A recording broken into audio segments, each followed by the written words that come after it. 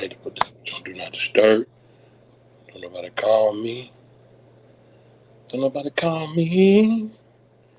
Yeah.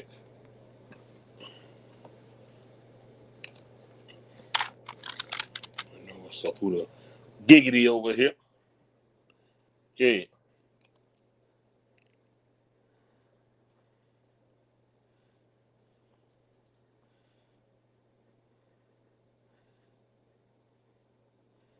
What up? What up? What up? What's going on, man? Y'all guys no good, man. Yo, what's up? What's up?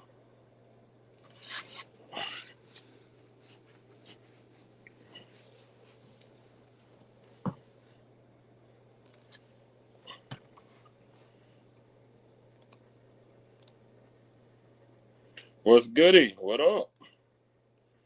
What's going on, man?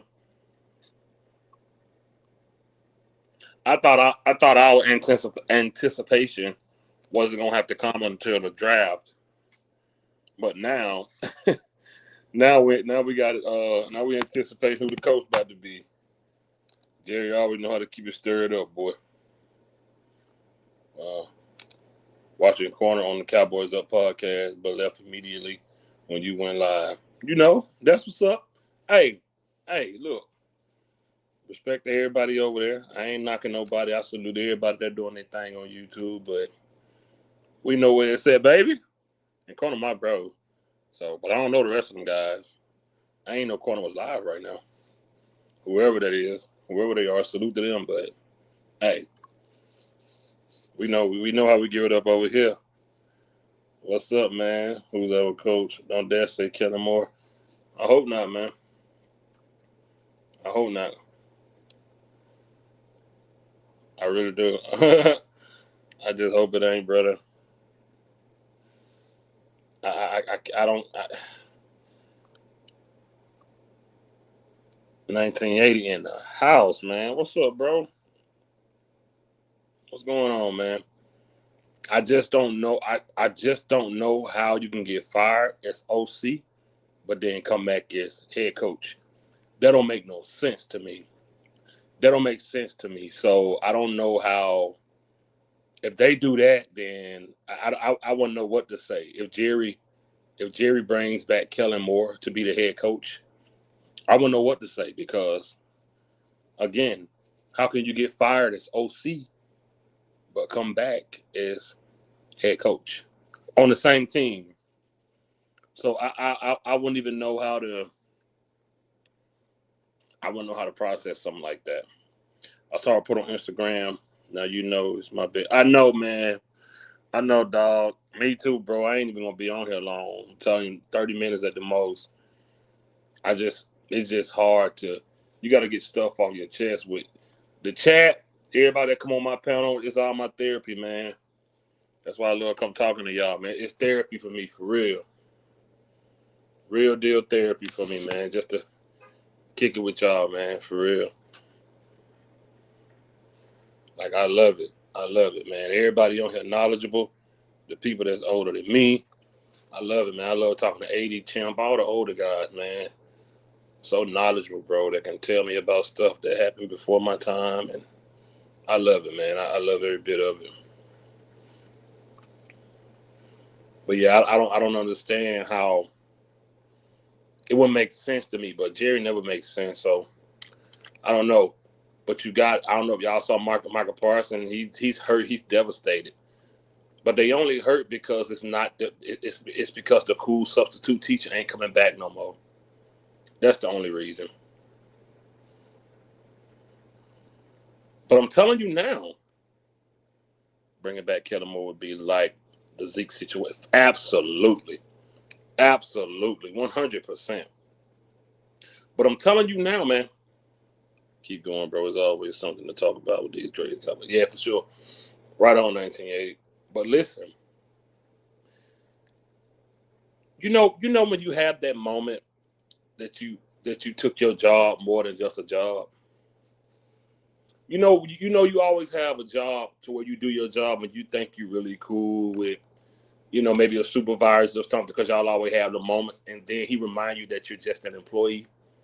Well, that's what happened with Dak and what's his name, Michael Parsons. Your strong offense and your strong defense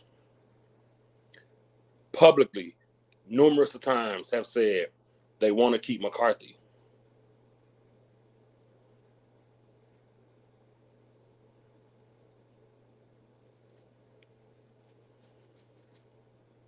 You know what Jerry said? So what? So what? I don't care. I don't care who you want to keep. I'm not keeping. No, he's out of here. So you always have those moments that remind you that it's still just business and you're still just at work. And Dak and Parsons had that moment. Kellen Moore is only safety satisfied that because James James Slater said what me and Corner and Uncensored has been saying forever is that Mike McCarthy had to keep the playbook Kellen Moore friendly in order for Dak to function right. We've been saying it came out today on 105 The Fan. It came out that Jerry had to tell McCarthy keep it Kellen Moore friendly because that's what Dak understood.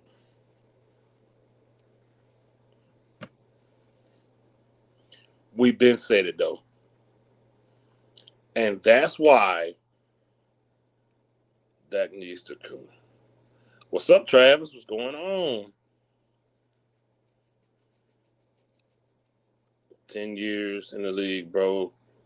We just got to dumb it down for a six. Bro, you see how crazy that is? That is so insane. That is insane, dog. Like, bro, that's so crazy. That is so crazy, bro. Like, how we got to dumb it down? $60 million.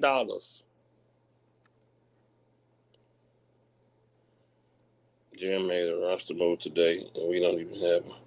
Here well, what roster move he made? I didn't even know. What did he do? He made a roster move. We ain't got a head coach. Lord have mercy.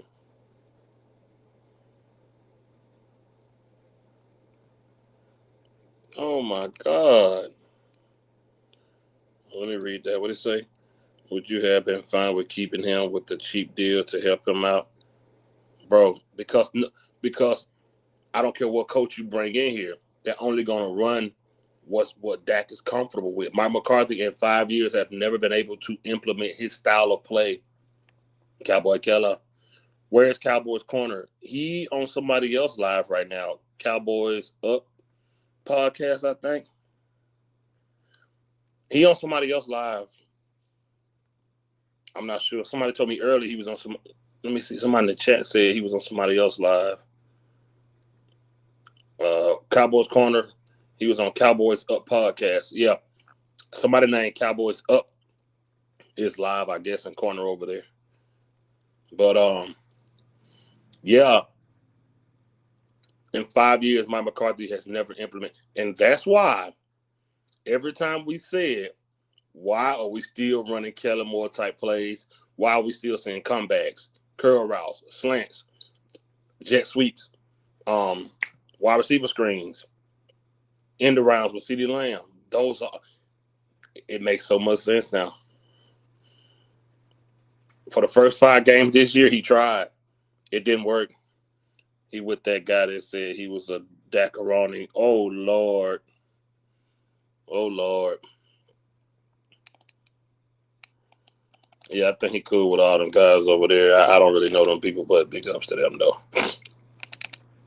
Yeah, I don't know them people.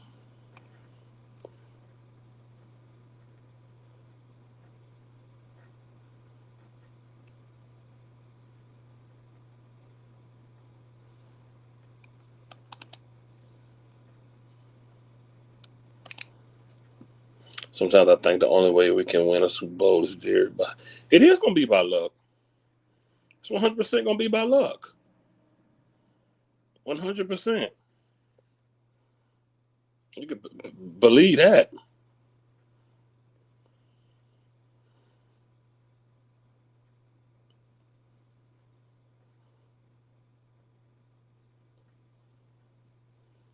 For sure. It just blows my mind that everything has to be catered. And like, we ain't had a year yet to where we get to cater to something else. We haven't had a year yet where we get to cater to something else. What defensive player has we given up a first round for when they got big time receivers like Amari Cooper or T.Y. Hilton or any of these guys when they got a speedster like Tavon Austin? When have we done any of that, man?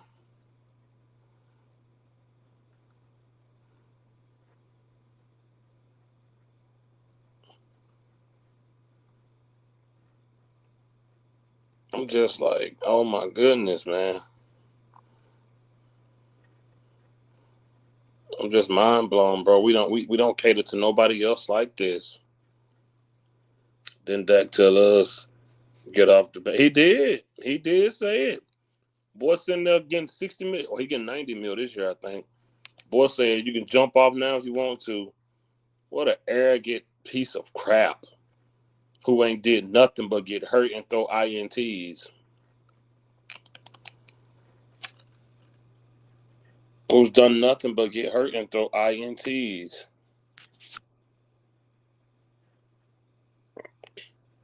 Like what? Pathetic, man.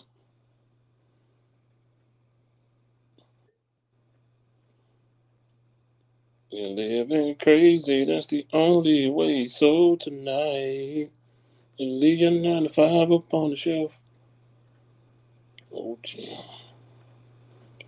No.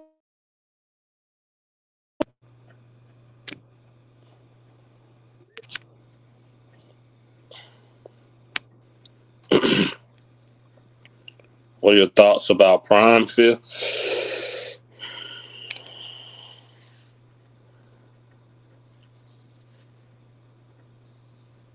Prime would bring the discipline this locker room needs. I just fear Prescott. Oh man, I don't know. I can see Prime coaching the team, man. I just worry what the success will look like. With Prime, you would have to draft a quarterback though and sit him down or play him. Do whatever you can to get Dak mad to want to trade. And Jerry let the man get a no trade clause. Jerry is so crazy. I spelled that weirdly. My bad. It's all good, brother. Back to the drawing board for real. New coach, probably new assistant, new draft direction. I know 80, man. I know, like, I just hate the fact that everything is at a standstill and everything circles around. It's all okay. We got to make sure that Prescott. You know what Dak is like? Dak is like when your family go on that vacation. Y'all got that one little bad cousin that everybody else got to take turn watching and taking to the bathroom. We're like, it's your turn. Like you can't even enjoy it because that one bad cousin, all the older cousins got to take turn watching and taking them to the bathroom and make sure they don't run off. He ruins the fun of the trip because somebody always got to watch him because his mama don't care. That's Jerry. All the bigger cousins got to take turn watching this little bad rascal. That's who Dak is. Dak is that cousin that everybody got to cater to and ruin their trip because we got to take turn watching him. Everything got to be based around him. Don't you just love the I think season? I know, right? You know what I mean? And you can't even enjoy the family day, the family reunion, because we got to take turn watching this little bad cousin. Somebody, it's your turn to take him to the bathroom. You take him. Can't even enjoy it. That's who Dak is. He that little bad cousin that can't nobody enjoy themselves because they got to watch him. Seriously, man. For real. You got to cater all the time to him. Family reunion time, got to watch him. What that boy, he done ran off somewhere? Nah, he over here. He didn't put his hand on the grill, try to grab a piece of chicken, burnt his hand. For real. That's who Dak is, bro. He that cousin that you can't enjoy the trip with because everybody got to take turns watching him. And the mama just let him do what he want. Like, y'all, that's y'all. Y'all can't. Telling you, bro. That's how Prescott is, bro. Can't even enjoy it, bro, because watching him. 9 cousins taking turn watching him. For real. He said, you got my wife cracking up. Y'all know what a high be, man. That's who Prescott is. Everything is catered to him. Everything catered to him, bro.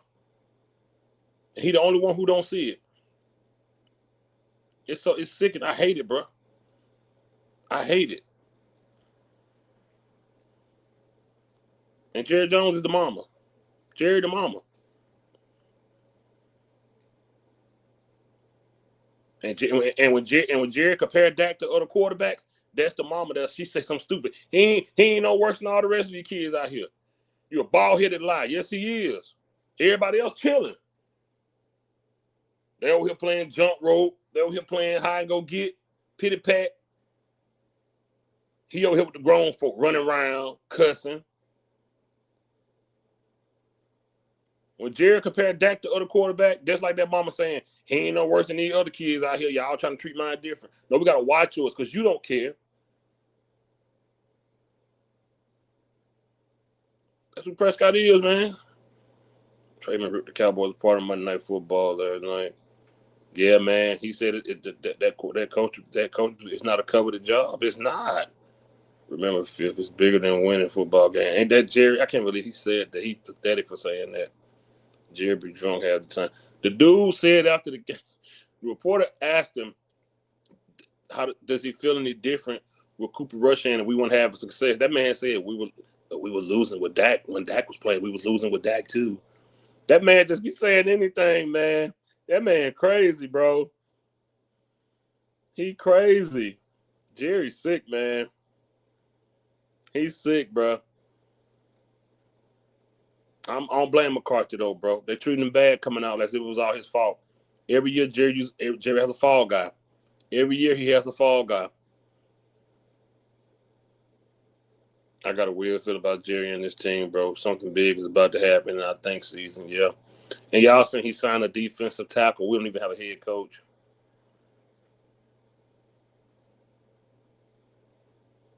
That's like going buying a box of condoms and you ain't talk to no woman or no woman in sight. You just buy them and go back home. Why are we signing a defensive tackle? Like, why are we signing anything other than... It makes no sense. What's up, man? What's going on, brother? I didn't even realize we were going live again, man. We've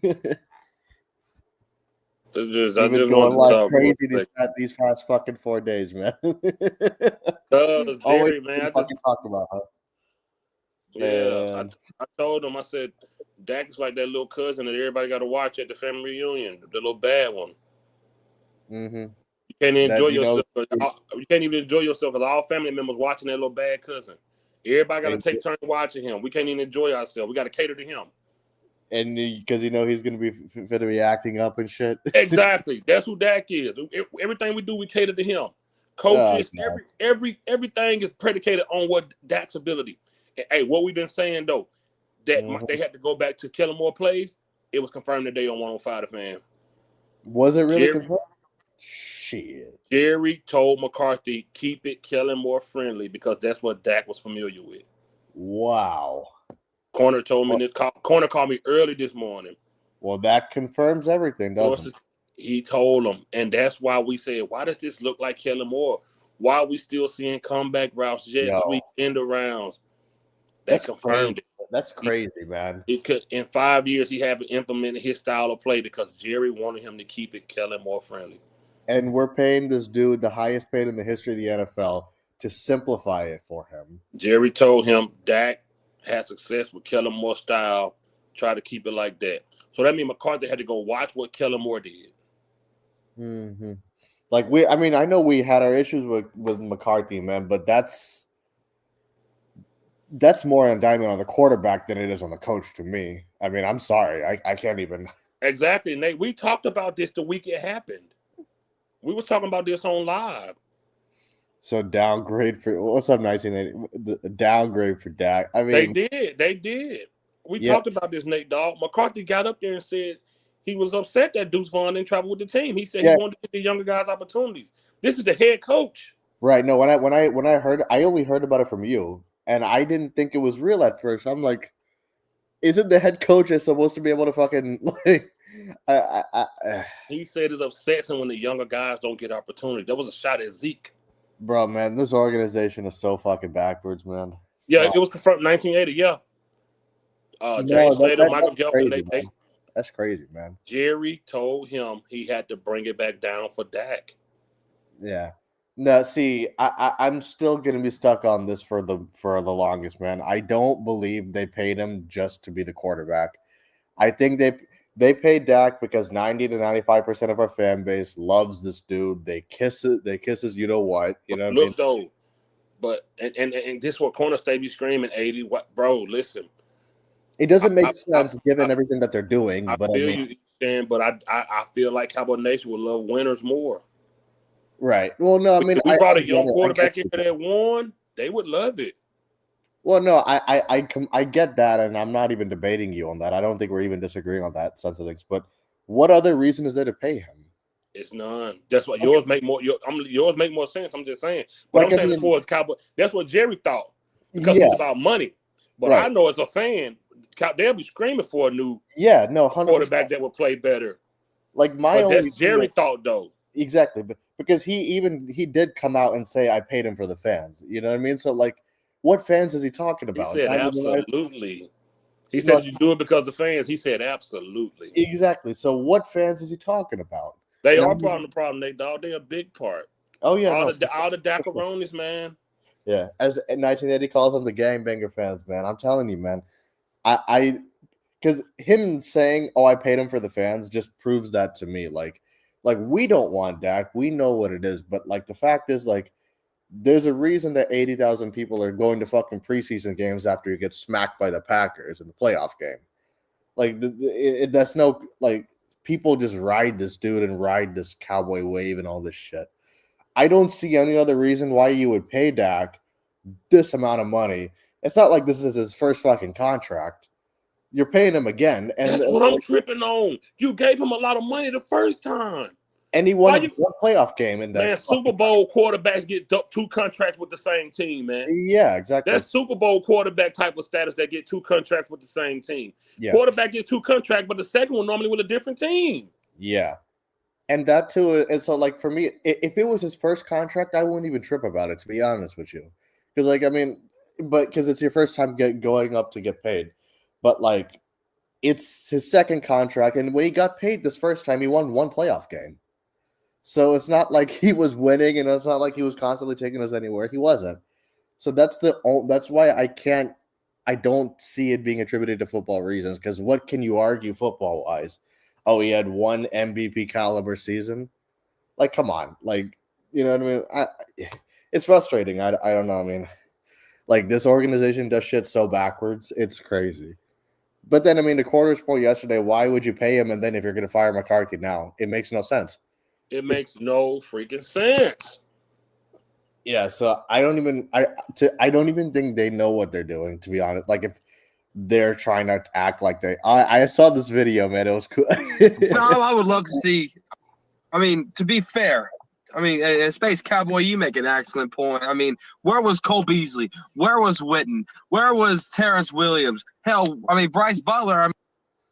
I mean, he stepped up every once in a while, 1 to 2 receptions a game, average, right? So Tony Romo, and I'm not going to compare the two. I'm not going to bash Dak Prescott, but I'm going to tell you this: I've seen Tony Romo win without a Des Bryant. I've seen Tony Romo spread the ball, even with the Terrence Williams, with double coverage. I mean, I've seen Tony Romo do it.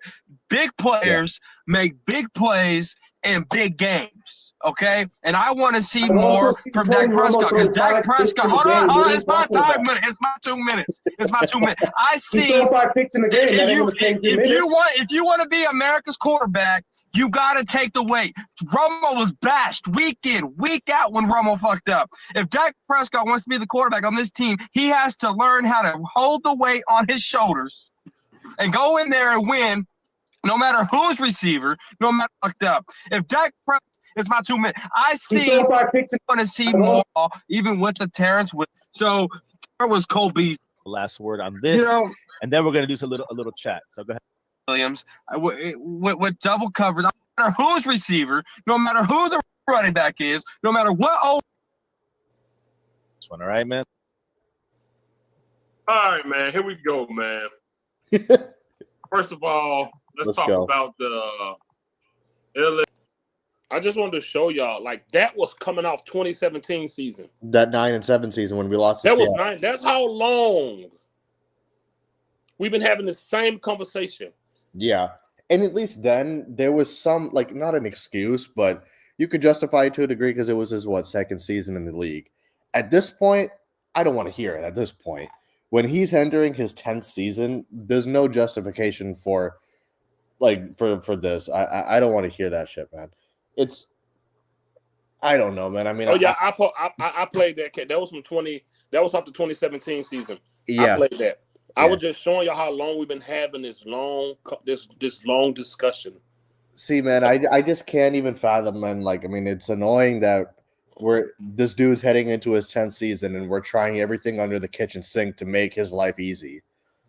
Like, I just, God, man, like, that's so pathetic. You know how old that video is, man? Man, 2017, man. Fuck, I was like 18 years old, man. Bro, you know how old it, bro, my child is, my son can be 15. Mm-hmm. He was 7, I think, when we made that video. Corner kids was little kids. Mm-hmm. I wasn't even working then. Eshan was 19. I was 18. 18. Yeah. Like I think I was 18, something around there. Yeah. So I mean, I was in Dallas. I moved out to LA. I got a job, and all of that since the same time. I got into the film industry. So like, it's fuck, dude. Thank you. I appreciate that. I feel 2017 I might not look like it, but I feel like it. 2017 feels like an eternity ago, man. Bro, I met Corner in my late 20s. I'm 30. I'll be 36 this year. Nice. That's how long ago I met Corner. Man. That's how long we've been losing. And people don't have a problem with it. Do you understand that video right there was coming off 9-7, and here we are, and how many seasons later? This is going to be his 10th season. And he's getting another contract? Yeah. That was his second season in the league. So at least there's some, at that point, if we were to flash back, there's some justification for it. I don't think it's an excuse, but you know what I mean? His second season, you know what I mean? But like at this point, heading into his 10th season and nothing's different, like, come on. He said he was a Dakar running back then. He was 12. Now look at you. No, Ben, I was a Dacaroni at that time. We're all fed up. No, back then, I was a Dacaroni at that time, too. When I first met you, you was a Dacaroni. Oh, no, yeah, man, I was. But, like, at least I called it the way I saw it. And that's what I like about this crew. Because when he started consistently stinking up, you like, I'm off the ship, bro. No, that's the thing. Like, the first show I ever did with you was the first game where I was like, fuck, man. Like, I think it was the Commanders game when it was Dak first got paid that season. And the one where he threw the pick 6 that almost lost us the game. I don't know if you remember that. Yeah. It was when we first lost to San Fran in the playoffs, man. That season. Yeah, wicked. I was probably 13, 14. A fourth round got lucky and stole the whole 14-year career off a great O-line. Man, that's true. Mm-hmm. That's true, man. Like, I mean, see,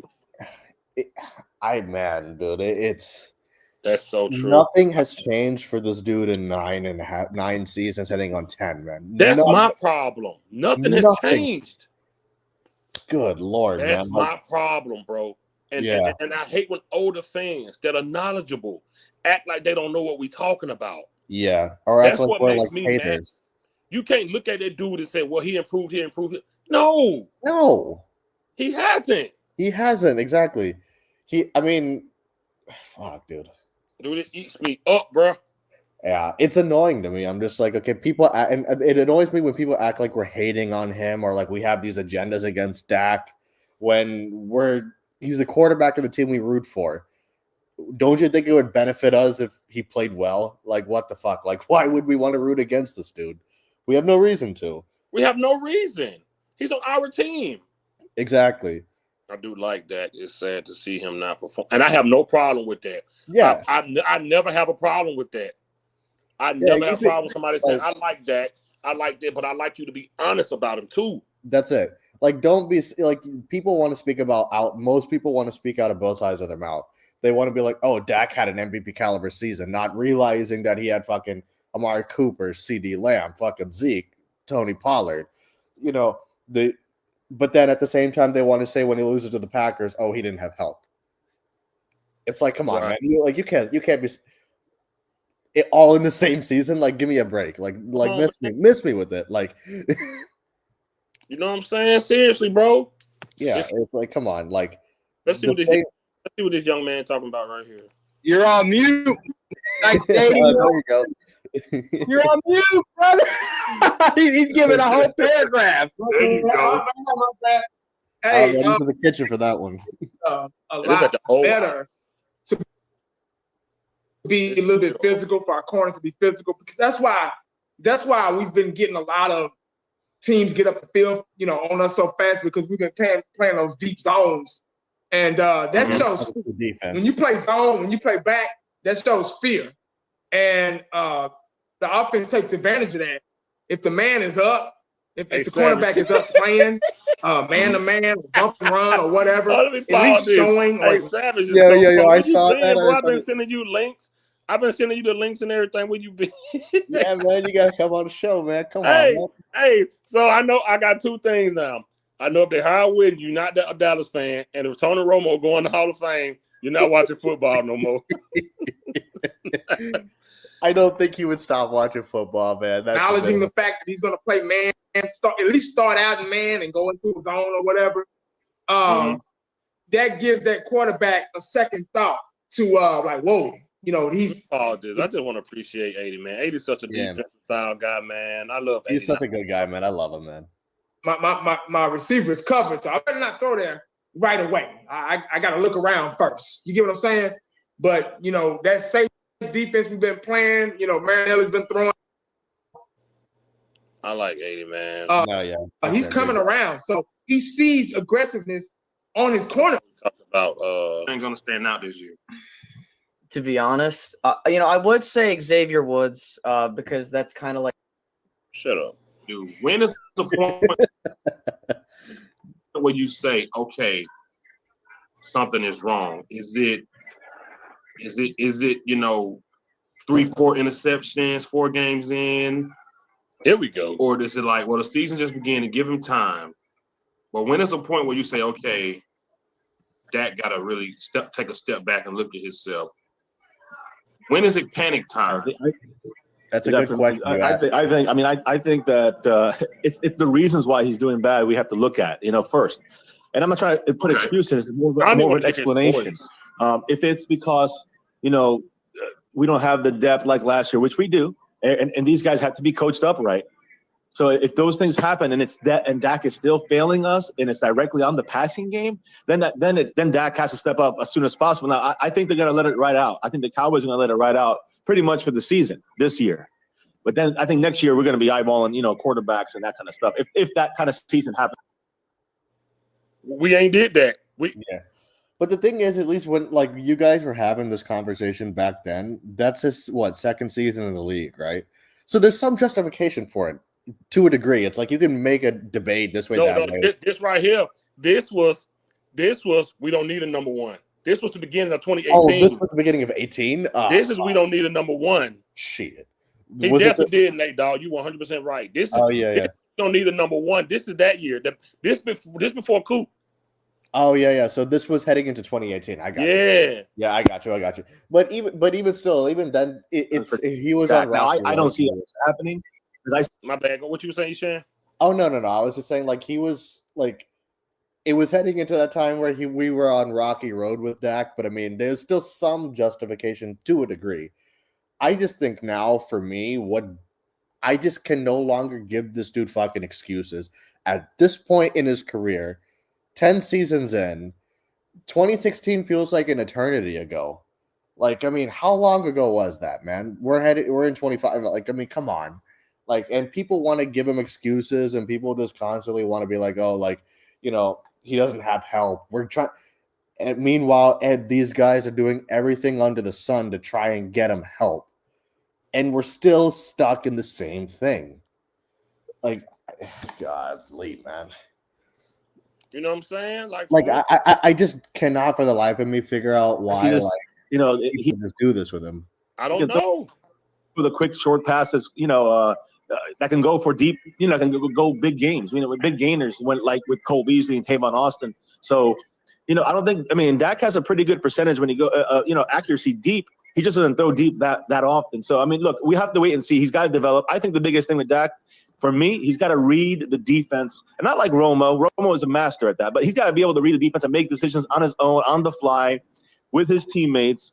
And I think if he does that, that's the next step. I think he's going to have an unbelievably successful career. Yeah, well. Good. 1980, what you think, man? I agree. He pretty much said everything. This is my thing with Dak. Dak is he supported Dak at this time. A lot of mistakes, and that's why he took some sacks last year. He'll take a sack before he'll throw an interception or before he do something wrong. I think a lot of the pressure, and they said this on the radio today, a lot of the pressure is going to be gone from Dak because they're not two veterans in his ear saying they want the ball like Jason Witten and Des Bryant. Oh, I want the ball. Give me the ball. Give me the ball. Pause that. That point right there, Eddie making about Dez and Whit. This is what the talk that was around the stadium. Yeah. Oh, that got Dez and Whitney in his ear. So we going off what we hearing. We thinking that's one of the problems, that Dez is wanting the ball, Whitney wanting the ball. So we thinking with those guys gone, a lot of pressure will be off Dak. He'll play a lot better. And it wasn't. He played worse. He got worse. He played worse. Young. So he gets to pick and choose who his number one or number two or who his go-to guy is. So a lot of that pressure is going to be gone from him. So that's a good thing. Just like Cowboys family said, if it comes to that point, which I doubt it happens because Dak just isn't built that way. He rarely makes those. I don't think he'll put himself in a position or predicament to get in that situation. I just don't see it. He wasn't bred. He wasn't taught that way. I think that like Cowboys family said, they'll do a lot of evaluating, and he'll at least finish the year out. And if it gets to that point to where, oh well, shit, Dak's gotta, it'll be next season, off season, somebody else to step up. But I just don't. Isn't that crazy? That we were talking about in that year, 2018, that if he didn't step up, he was gonna be gone. Mm-hmm. And lo and behold, midseason we got fucking Amari Cooper. And here we are in 2025, and he's probably the highest paid NFL. Danny said, "What's up, brother? What's up? How you been, man?" I was a little under the weather for a few days. We're getting killed up here in the Northeast. Oh yeah, with the snow, yeah. Right. just been out of it, man. I just haven't felt well. Mm-hmm. I had to evacuate LA because of the fucking fires that are really. It got close to you. No, I mean, so I live in a city called Burbank, so it was in a red area, which basically is like, don't be stupid, don't be going out and being, whatever. But like the air, but the air quality, man, is awful. It's brutal. Must be brutal. And I'm telling you, between 4 to 5 cities have been completely burned down. I read on the news, I heard on the news that when they tell you that you got to evacuate, you got 20 minutes to get the fuck out of there, or the fire. Yeah. So the thing is that for that is for most people. The thing was because I was not in an immediate fire place.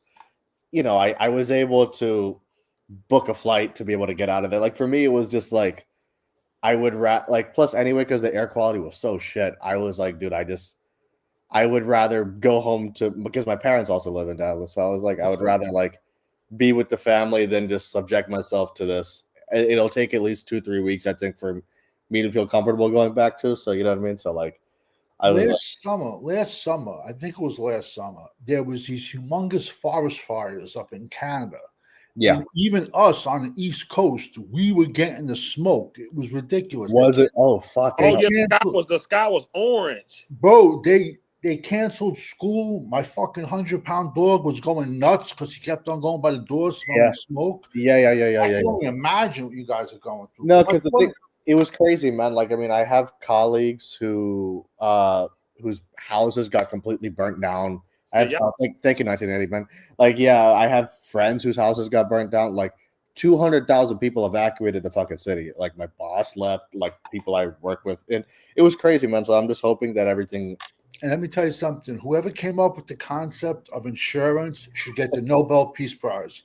Because I swear to you, where fires are the worst, they will make you count your clothes that are ruined. You'll want to punch maybe not so bad because it's so widespread, but if your house just burns out of the blue, you're going to want to punch the adjuster in the fucking mouth. The thing is that a lot of people didn't have fire insurance. So a lot of people got fucked because of that. And so it kind of was a big time problem. Like in my case, my apartment's fine, touch wood. Like everything's cool as far as my place is concerned, but it was just like. So they don't make fire. If you live in an area that's prone to fires, they don't make you mandatory. I don't know because the level of the fire was nothing to the degree that it was. You know, they're gonna negotiate the whole thing, and he did this for a reason. You know, he not held out, but he did not want to sign the contract to the end of the year for a reason. That's to try to cash in a little bit more. Now, I do think that because of the issues he's had there, if we don't want to keep Cooper, another thing. This is the last case scenario, but let's say I think the Cowboys are franchise tag him. If they let him go and hit the open market and someone picked them up, we'd get a third-round compensatory pick. So that's the way you got to look at it. Like the worst thing we're going to get out of this is just a third-round and back end pick in the. Man, I'm gonna lay the smack down on every jabroni. Dallas Cowboy fan, 1980. What's up, my brother? What's up, guys? Man, we got fifth. We got We got my Cowboys fan. That's easy. You can see that you don't even have to answer that question. Lack of chemistry. This team lacks chemistry. That's another thing that you have to have. That's any sport. It's any sport. You got to know who you're playing with. What I always say, what I always preach is what you don't do in practice is what you don't do on the field. There's no chemistry on this with the offense. Hell, with the defense either. There's something in the way. It's so crazy that can apply right now. Yeah. No, it's the truth. It's the truth, yeah. Mind you, this was 5 years ago. Really?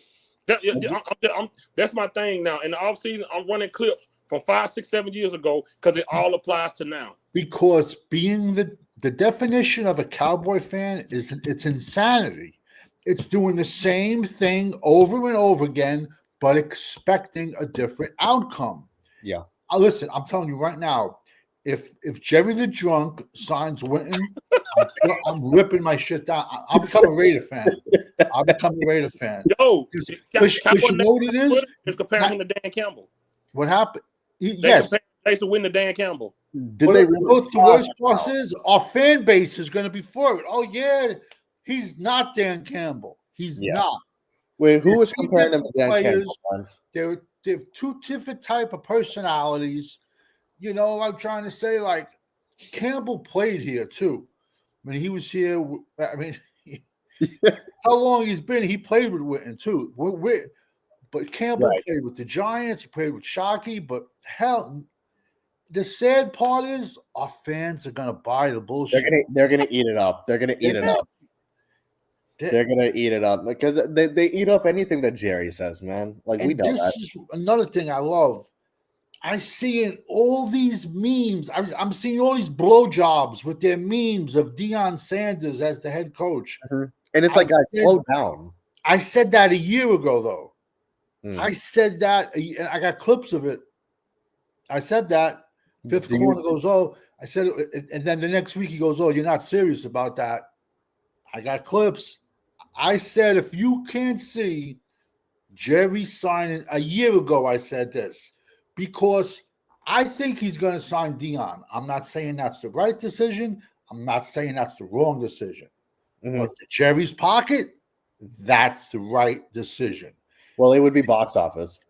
Him's hiring him. Think about it. Dallas hasn't won shit in 30 years, and we're the number one circus in the world. Yeah. Now you put prime time on the sidelines. Now all the celebrities are going to be on the sidelines. Yeah. All the celebrities are going to be in the box. We're going to have 6 to 7 primetime games. But I don't know how they're going to pull off drafting this kid. I don't know. I see either one of those two, man, or I can see Prime getting signed as a coach, man, but like people are already crowning him as a coach, and I'm like, guys, slow the fuck down. Like we'll see what happens.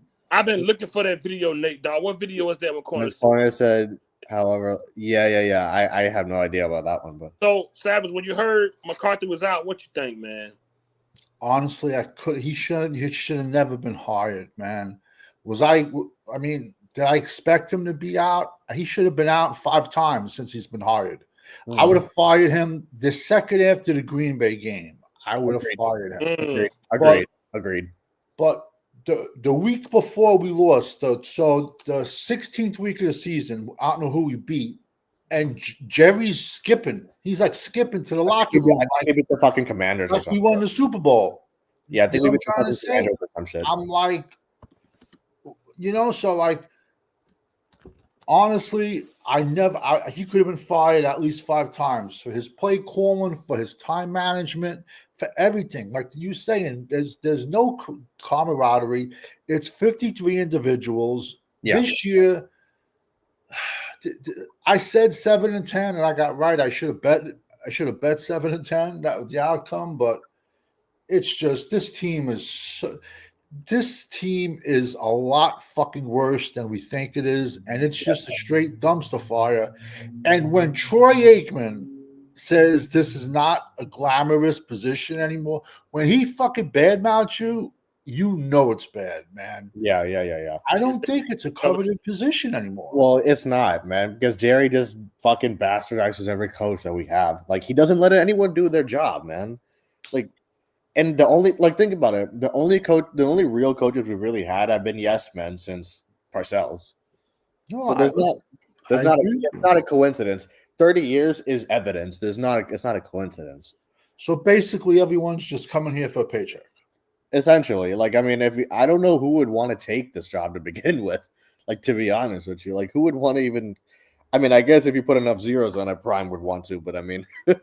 But then the problem would be, how does he get his kid on the team? Yeah. There won't be a problem with the safety. You can get him day 3. Mm-hmm. But I don't know, man. Yeah, this is. But watch, you're gonna see Jerry drag this out. Yeah. Have this conversation, and he's gonna announce a coach the week of the Super Bowl. Why? Because the Super Bowl's going on. But Dallas will be in the news every single. We were actually talking about this yesterday, me and Fifth, and I was actually wondering, like, so Fifth, you still think that by Friday he's going to sign the coach? I think between this week and next week, I think the Super Bowl signing will be Michael Parsons. Parsons. Who do you think he's going to sign as coach? I got a list: Pete Carroll, Deion Sanders, Rex Ryan, or he'll go get somebody that we don't even know. I could see all of them. I would only add also I think he would bring back Kellen Moore. It wouldn't. Like, I could see it happen. I would fucking despise it. Yeah, why would you bring back a guy that you let go as OC and bring him back as head coach? Yeah. He does nothing. That makes sense. Yeah. So, like, I would despise it, like, beyond words. But he brought back Zeke, for fuck's sake, man. I wouldn't put this past him. Yeah, I mean, the only good part about Rex Ryan is, I'm going to tell you that within 2 years he'll have this defense into it. It'll be a top 5 defense in 2 years. I agree. My only issue with Rex is that this dude is an attention whore, man. 100%. He sucks toes, bro. That's his thing, bro. I'm telling you, bro. I'm from the Jet Giant area. Yeah. He has a toe fetish. Yeah, when he was coaching with Sanchez and shit, right? The MILF hunter. He only went after MILFs, but he's smart. Christ. You can blast away and not have fear of getting him pregnant. He's Oh, smart. my God. He was the MILF hunter. Oh my God. I'm not even gonna comment on that one, but Yo, you're gonna laugh though when Romo got hurt and Dak stepped up. He said Sanchez was the one who helped him. He said did. That's right. Yes, no. He said Romo basically told him to go fuck himself. It's like, hey, it's your team. I'm not helping you one bit. Mm-hmm. And he said I can see that, to be honest, because like even Romo's like concession speech, Dak's the starter. It felt more about him than it did about Dak when he said it to me. But anyway, how about just be happy you're a fucking millionaire? Yeah. You know what I'm trying to say? I mean, what's up, champs? What's up, guys? How y'all doing? What's up, champs? The dude got the check and completely went straight Rodeo Drive, straight Hollywood. Like he went Hollywood on his first check, but he just ate the. But this last contract, no, yeah. So like he went overboard with the last one, but then this recent one, he just fucking exploded with it. Man, wearing $5,000 suits every week. Oh man, them Dacaronis gonna be mad at y'all. Man, please. He's dressing like Nicky Barnes. Once he got paid. How dare you say jump off if you want to? Who are you? Let me ask you a question. Can he file something against Jerry for not allowing him to speak to Chicago, but then firing him, not bringing him back? It should be. Maybe he could, honestly, but I don't. No, because they were still within days for that. The Cowboys still had rights to him, but after it was during the season still, because he was a free agent. So I would assume once the season ended, he's free to talk to anybody. Technically, his contract. He is now, though. Yeah, he can't now. Well, technically, his contract is up today. No, what's crazy? So, like, he really couldn't do anything up until it's low as a motherfucker, but I don't think he would be able to do anything about it. No, what's crazy? Monday night, I believe it is. It's the national championship game, and Penn State's defensive coach left to Clemson. You're telling me? Oh my God, scaring the shit out of me, man. Their defensive coordinator left. That's how crazy college is. But yeah, man. I mean, it was so crazy about this whole thing. Whoever becomes the new head coach, they literally, unless they got two big old basketballs hanging, they literally gonna have to bend the knee and say, Jerry, Dak is the best quarterback that he still can play. He still got a chance to win the Super Bowl in order for them to be a coach of the Cowboys. See, I got to be honest, and I said this a couple of shows ago, that whether it be Prime or no matter who the coach is, I just really do not have any optimism that anything is going to change at all, because we've had no evidence to prove that anything will change with these coaches. We have had no evidence to show that Jerry will give these dudes any power to do anything. So, like, I would have to see it.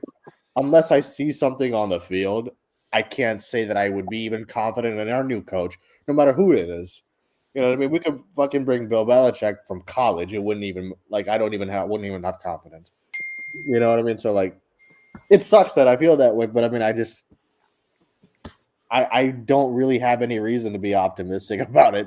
To just be real with you, it just sucks that we can play videos from years and years ago, and it stays true today. It's still the same old. I was going back looking at some of my videos I did back 10 years ago, man. It's still the same old bullshit. Jerry damn Jones. And that's how you know there's one in common denominator why we've sucked. That's how you know. Because, I mean, it's one thing, like, we get on, like, Dak is Dak. We like, these 10 years are inexcusable. The same shit with him for 10 fucking seasons. But it's been going on for a generation, man. So, like, That's how you know there's one common denominator who's fucked this team over and doesn't even give a shit. Yeah, because when I was looking at the video that DJ put up, those video where they were talking about Romo. So Quan talking about Romo. Yeah. Just replace the quarterback. Just replace number. That's what we talking. It's the same old bullshit. But the common denominator is that stupid idiot GM. It is. It is. Oh God. Look at that young man, that brown couch. It's basically showing drop balls by receivers.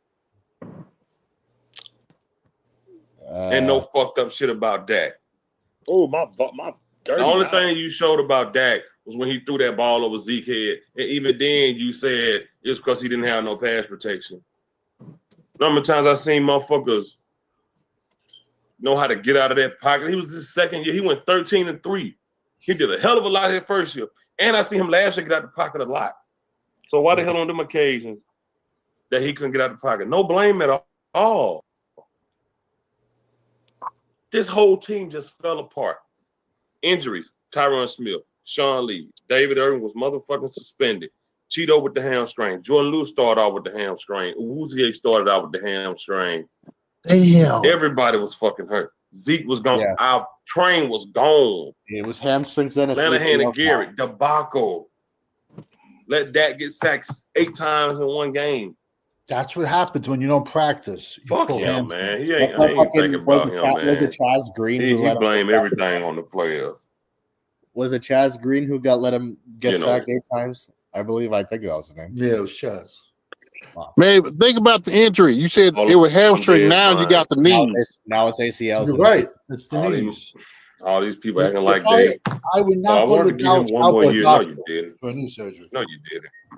You don't want to give nobody one more fucking year. And you know what it is? It's like the Senior Bowl is February 2nd. When are you going to get a coach in here so they can tell him what you want? You know what I'm trying to say? It's like, so he can see these guys in person. We already had the Hula Bowl, which was this past week. I got you, Quan. Coming up is the East-West Shrine. And then we have the Senior Bowl. But don't you think, you need a head coach and his guys in place so they can look at these guys? Yeah. Or it's just going to be Jerry and Will McClay that dictate who we get? Right. It's going to be Jerry and Will McClay. These fucking dudes, man. Oh, you forgot Steven, too. Cowboy. Oh, yes, Steven. This motherfucker. To your point, Savage, when you said that's what happens when you don't practice. That's look at the stadium. It's a museum. Yeah. Look what Cheeto said when he left. Look what Cole Beasley said when he left. They feel like they're playing football again. Dalton Schultz. I agree with you. We don't practice. Yo, when it's 130 degrees and we go to Oxnard, I can't get into that. But in high school, we did 3-a-days at camp. And, like you're dying, but they go to where it's 60 degrees. Come on, bro. And Mike is hungover. You're like, he's tired. Middle of the season. Cowboys Corner, what's up, man? What's up, Corner? Cowboys Corner, what's up, sir? What's up, Corner? What's going on, everybody? How you doing, man? Man, everybody was tripping out on your video earlier, man, from 7 years ago, man. Man, it's so nice. It's so cool to see the videos from back in the day, man. I know you guys look so young, man. Yeah, that was 8 years ago, man. I've been on this motherfucker since 2014, and just Cowboys are still the same fucking thing, man. Yeah, man. I've been trying to tell these folks for like what you was talking about on that video that he was showing. The same thing applies today, and it's so. What were you showing? You talking about like how about Dak. It's still the same thing. No, it was Romo. Yeah, no. He was talking about how people criticize Romo and then how they're not doing it to Dak and how the same. Oh, okay. It was like the same energy needs to be applied to Dak, sort of a thing. Yeah, it was about Dak. Man, that was a year removed from Romo too, so the comparison was valid. Yes, it was. Like I said, Corner, the best statement you ever said was you compare Romo with a GPS. No, it wasn't Romo. It was Jason Garrett with a GPS. Listen, I'm going to be honest with you. When Dak came in, on that preseason game where Romo messed his back up. Yeah. I said, yo, I called my dad. I'm like, yo, this kid has it. It's called it. Either you have it or you don't have it. And yo, I went out and I bought my son a Dak jersey. I did. Man, I mean, that season I did too, yeah. And I honestly think that probably was his best season managing. It was. I told y'all. It was his best season. Corner, I just played a clip. That's what I've been doing this whole life. I've just been playing clips. I just played a clip of 80 saying the fact that Whitney and Dez was going to be gone, that might have been a lot of pressure released off Dak because they wanted his ear asking for the ball. And lo and behold, motherfucker was worse. So I just been playing clips of things that we've all said, and then I played another clip of 80 and those other people. You know who those other people are? Fuck them. They were saying, well, if he don't show improve by the end of the season, they probably gonna draft the QB the next year. It's crazy that we were saying that 6-7 years ago and nothing has happened. Nothing has fucking changed, man. Yeah, well, I mean, you know, I've been saying for the last 3 years or so. Bro, I'll tell you what. And fifth quarter and I have talked. 1980, what's up, brother? Fifth quarter and I have talked about this a lot off camera, just on the phone in person, personal phone calls. Is Dak can't learn a new offense. And 105.3 The Fan, I finally have now that Mike's gone, it like rejuvenated me to like, okay, we finally did something here that's positive, right? Let me start listening to 105.3 The Fan. And this morning, in the shower, my wife got me this big old Bluetooth speaker. So I was listening to 105.3 The Fan. They said, quoting Jane Slater, that Jerry Jones wanted to keep Jason Garrett and Kellen Moore's offense. Yeah. So Dak Prescott stays comfortable. Yep. Fifth told me that when I joined the show, man. That's it's fucking pathetic, man. That's pathetic, man. So we could see full throw routes? Or wide receivers? Routes, all the fucking comeback routes. That's why every year we keep saying, why did this look like Jason Garrett offense? Yeah, the damn throw routes, comeback routes, fucking jet sweeps. Now you're saying when we make the joke about the Harrison and Lucky Whitehead and Tavon and Ryan Switzer. Now we see why. Now we know why. We like, why are they giving all these? Because I made the joke about they give all the black guy with the dreadlock the same play. Daniel Harris and Lucky Whitehead and Lamb. What's up, uncensored? Hey, y'all ops, man. Y'all ops. Y'all was over there somewhere else. Y'all are ops. Give me about 10 minutes. I gotta do something for my mom. Give me 10 minutes and I'll be right back. All right, brother. Go ahead. But yeah, it makes sense now. We've been saying this all year. Now that not on the radio today on 105 The Fan, James Slater confirmed it.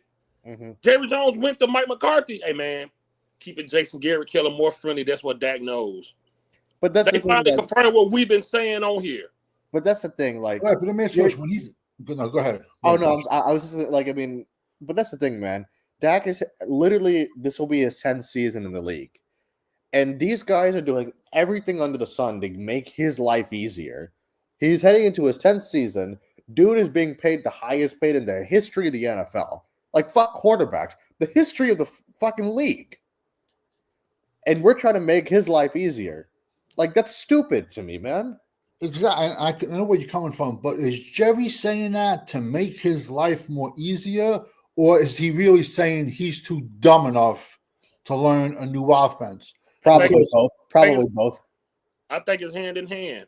It works the same thing, right? I mean, essentially, it means the same thing if you look at it. All right, if you can't learn a new offense, then what does that mean? X's and O's and X's and O's. Don't you think it's the same terminology with different names? Yes and no. But there's a sense of comfort with it, you know what I mean? And a sense of familiarity with it. So, like, I agree to a degree, but I mean, because you're probably talking about McCarthy, a book versus Kellen Moore, who's probably front and back. Right. But if you're going to be going as far as to say, oh, let's keep this playbook the same for a guy who at the time was in his 8th season, that tells me this dude can't learn a new offense. Even if it is the same thing. You would think with his time in the league, he should take a new offense and absorb that super quick. Yeah, you would think others. But there's no other explanation for it to me other than him saying, "Oh, this dude just flatly just can't learn a new offense." What other reasoning is that? Why everything we do, no matter what it is, has to support this guy? It don't matter what it is. I ain't never seen nothing like this. This goes in the category where we dictate his interceptions. This goes in that category. I've never seen nothing like this. No matter what we do, it got to fit Dak. I ain't never seen when they draft, man, they factor in, oh, he need this, he need that. Not with the Cowboys. Not with us, because he can't make nobody better. Players have to come here already knowing how to play football on that side of the ball. They have to already know. Name a guy we've developed in the past 20 years. No, we haven't developed anybody. Name one player. Even the first rounders, name one. We haven't developed nobody, man. Nobody. None. That's the thing, yeah. The offense is built around this dude, and you still can't fucking execute it. And the scary part is our fan base wants, in no particular order, they want a wide receiver and a running back as our first two picks. Yeah, I'm like, so who's playing defensive tackle? Who's playing left tackle? Who's playing linebacker? Who's playing center? Yeah, well, right. See, we can literally pick a name out of a hat, a position out of a hat, and we need it. To be honest, it's like, but everything again, like it's always about, oh, what can we do to make Dak's life easier? What can we do? Dak's friendly, they say. Dak's friendly. Yeah, and remember they created that word. Remember they created the word Dak friendly.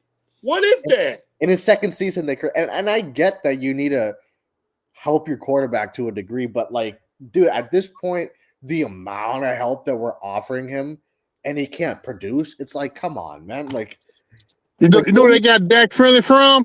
Romo friendly. Is that right? I didn't even know that. Yeah, they got Dak friendly from. They just replaced Romo with Dak. Yeah, but when I first heard that, his second heading into his his third season. What up, Uncensored? What's up, Uncensored, man? They said Romo and Rico got a crazy connection. Yeah, I don't know, man. They say everything. They said Romo and Rico Gallows had a connection, bro.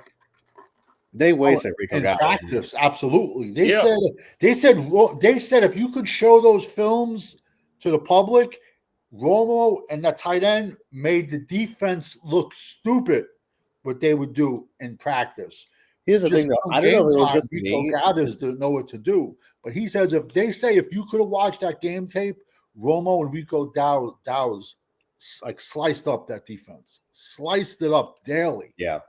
It just sucks that we couldn't make use of that fucking talent again, like fucking every other talent we've had. Look at this video title. Dak apologist. Where I debated. Oh, shit. Dak Prescott saying that he wasn't the guy. You know. This was like 6 years ago. I'm looking at the thing. Cowboys 6 years ago, man. Off of my Cowboys family. Like the fact that these videos, bro. Shout out to Dallas Cowboys. Like, it's crazy to me. First went down. You could take the year off and they're still relevant. They're still relevant, man. Searching for a quarterback while Dak Prescott was already on their roster, but they gave him a shot.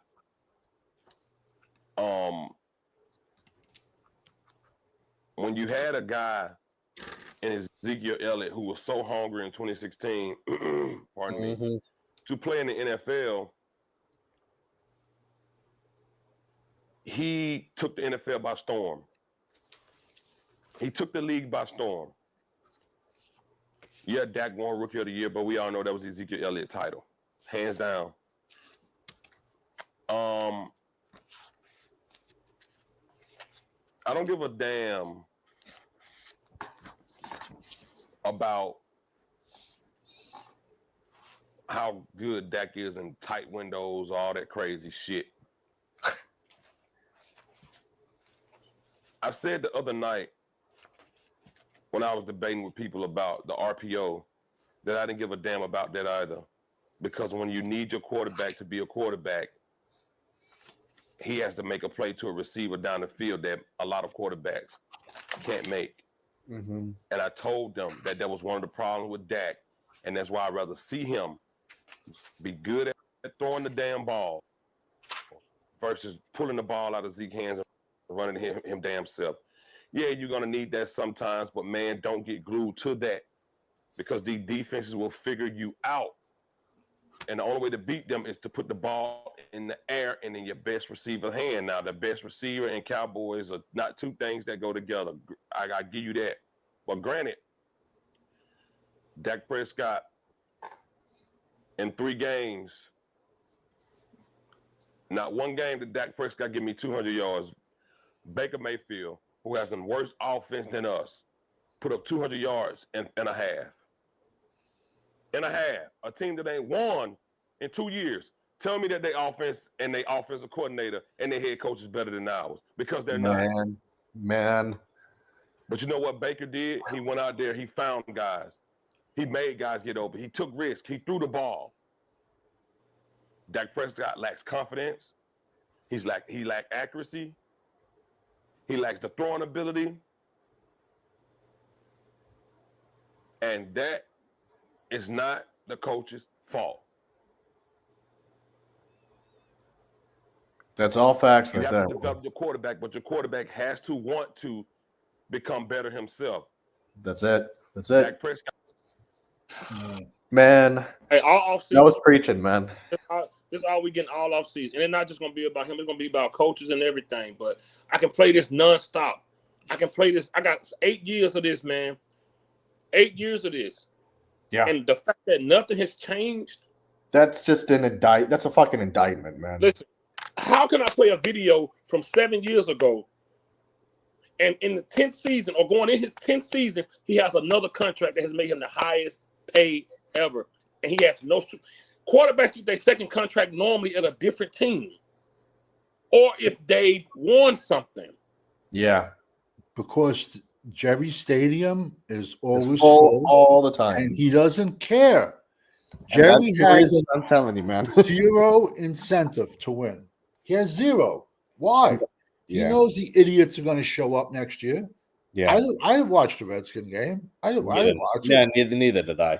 Like the last game, I didn't even give a shit. We were live the game, and I didn't even give a fuck. I'm done supporting this. If they're on TV, they're on TV. I won't pay for them. I'm done. We sat here on preseason. Preseason, we was on live. 80,000 people in the seats. And at the bottom of the screen, they wanted us to know how many people had bought tickets. They put it across the bottom of the screen. 80,000 people filled up that damn stadium, man. After we started up Green Bay at home. That's why Jerry don't care. And that's why they paid Dak. If I have a restaurant that's doing good, but y'all complain about my chef, well, I'm going to fire him for when I'm still making the money. Exactly. When you're still getting your food sucks, but it's packed every day. Hey, thank you. You going to change anything?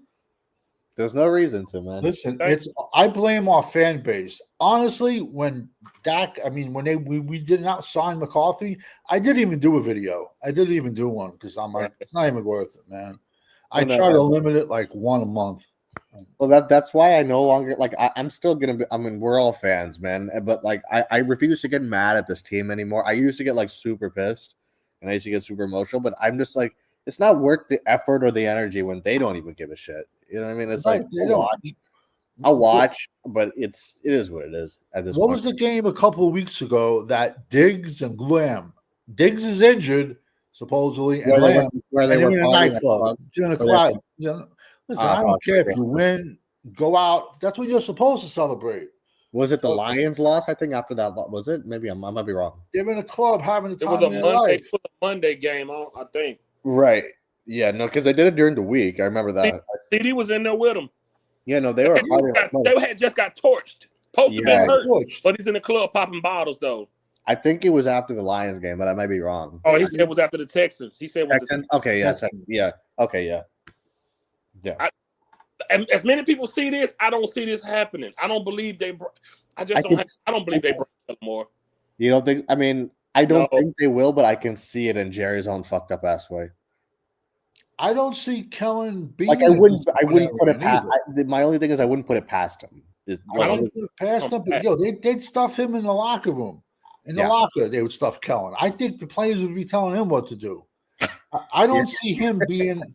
I don't see him being a disciplinarian style. No, not at all. Not at all. No. Uncensored, what's up, my dog? What's up, Uncensored, man? What's up? What's up, brothers? What's up? What you think about this? Listen, y'all better be glad y'all don't deal with Twitter and TikTok. Oh, most people. Nah, I stay off that shit. No, I stay off that shit. They are lunatics. Oh no, I purposely stay off that shit. Right now on Twitter, they campaigning for Jason Witten because they compare him to Dan Campbell. Fuck Right now, as a coach. It's stupid. I swear to God, they on Twitter they've been putting pictures of them side by side. Dude, like, that's so stupid, man. Fuck. Casual fans, man. Casual fans. It's so stupid, it's man. insane. It's Are they bots? You think? Are they bots? No. No. Nah, They're real fans.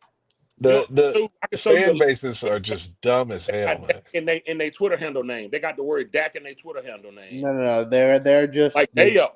Twitter Cowboys Twitter is insane, bro. Yo, Twitter is worse than Bleacher Report. I've learned that this year. You just can't talk. I said to like a lot of people on Twitter, like, do you sniff glue? Like the shit you come up with, like, doesn't even make sense. And then I'm like, if you're on the spectrum, just tell me. I apologize. Like they just are the game mega fans, man. That's crap fan calling that woman that word. Eagles fans are so disgusting. Wait, what did they do? Eagles haven't been in Eagles. It was an Eagle fan. He was all in this woman face, calling her a dumb cunt. Like, oh fucking hell, that's horrible, man. Fuck this.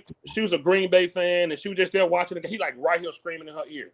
Wow, that's fucking for horrible, nothing. Man. Philly is the white trash capital of the fucking world. They should drop a bomb there, and nobody would miss it. That was probably the nicest interaction somebody had at that stadium. That's the people that fill that stadium are trash. He got banned. Straight trash. 100%. He got banned. It was so disrespectful. No, it's like it's that reason that I hate the Eagles with the fucking I would rather root for the Commanders than the fucking Eagles. In our chat, they fly over here to our chat every time we go live. Eagle fans, I've never been in an Eagles chat. Because I've never been in an Eagles chat in my life, but they want to come on our show. Because there's maybe one Eagles they know, channel. That's it. They know why? Because we live in their head. They want the American team so bad. Y'all won a Super Bowl, but y'all still over here with us. Like, go ahead. Yeah, exactly. Now, when they cheered when Michael Irvin got backboarded onto that was when I was like, because when I heard that, I'm like, okay, yeah, I can't. That's when the rivalry switched away from the Redskins to the Eagles. Yeah, there you go. Well, when you're cheering for a man when he gets injured, that's when I lose all respect. An ambulance backboarded? Yeah, that's when I lose all respect. We out the playoffs. They beat Green Bay and they ran to Twitter to talk about us. Yeah. Why y'all so obsessed with us? And Nick Sirianni, that fucking coach, that their coach, man, this it's on like maybe one or two. Yeah, I know.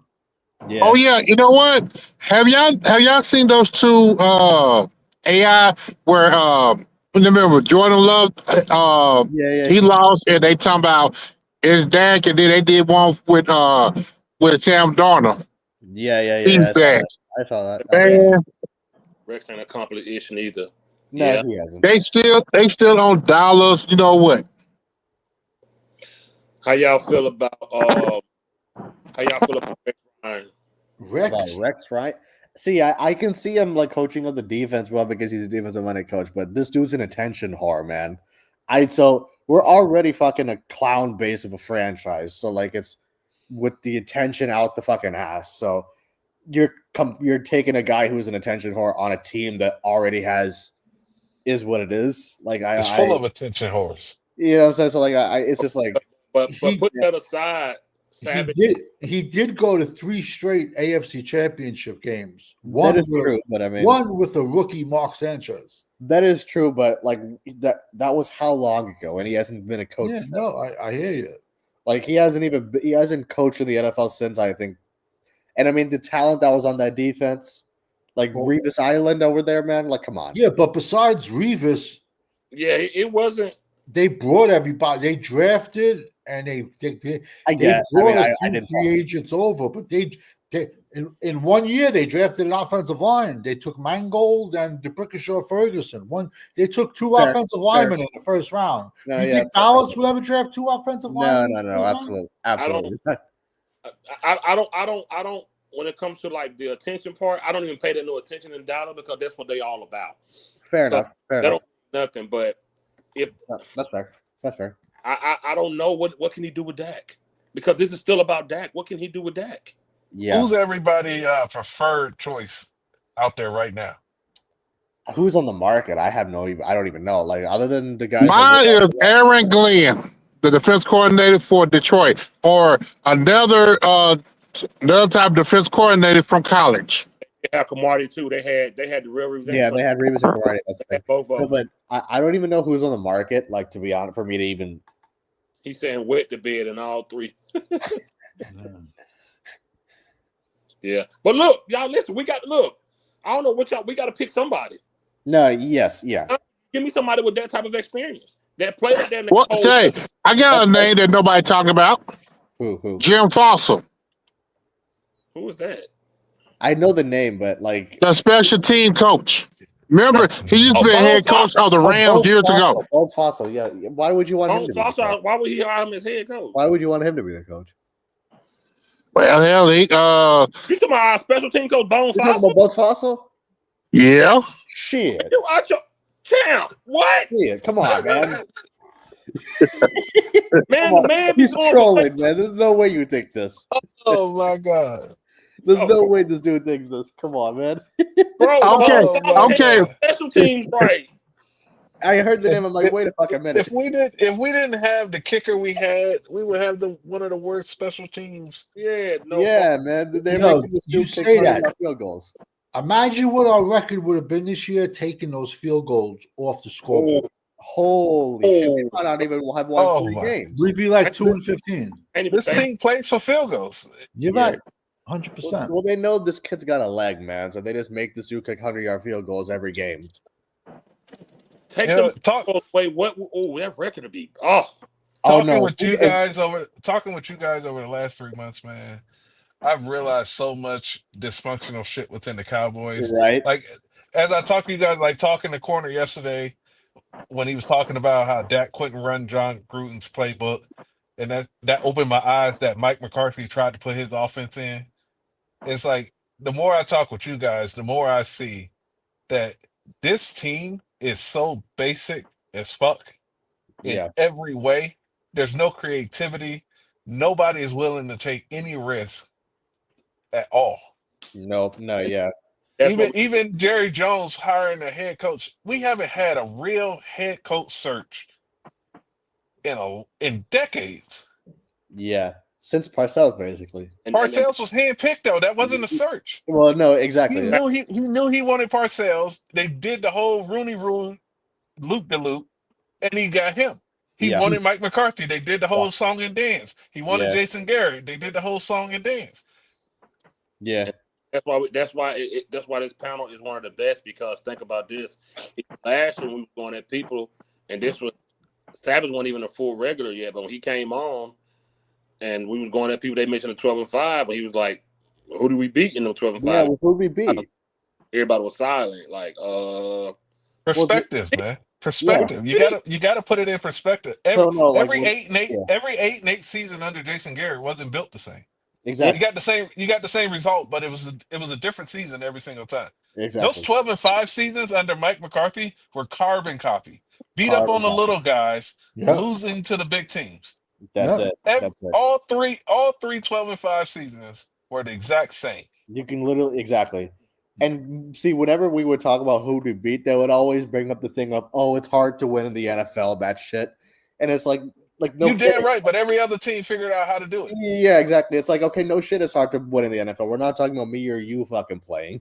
Like, give me a break. Listen, I lost it when people still stuck up for him after the Green Bay game. That was when that's it. I'm done. I can't. But I knew people would, man, because it's like everyone gives him excuses after. There are YouTubers that say he played well. Yes, 100%. Like, people came on this show and was like, he played well. He almost brought us back. They said, oh my God, he didn't even have. He had 80 yards heading into the fourth quarter with 2 picks. One was a pick 6. That is half of Dak Prescott's career is almost coming back. Exactly. That's half of his career. They sat on this channel and said you can't put that Green Bay game on him. And I'm like, oh shit! This channel and said, like, no, I'm not kidding. Like, I was on the live with I Phil. swear to God, I'm not lying. People were saying that Dak. People said that Dak played well in the first 49ers game and that he almost brought us back this past Packers game.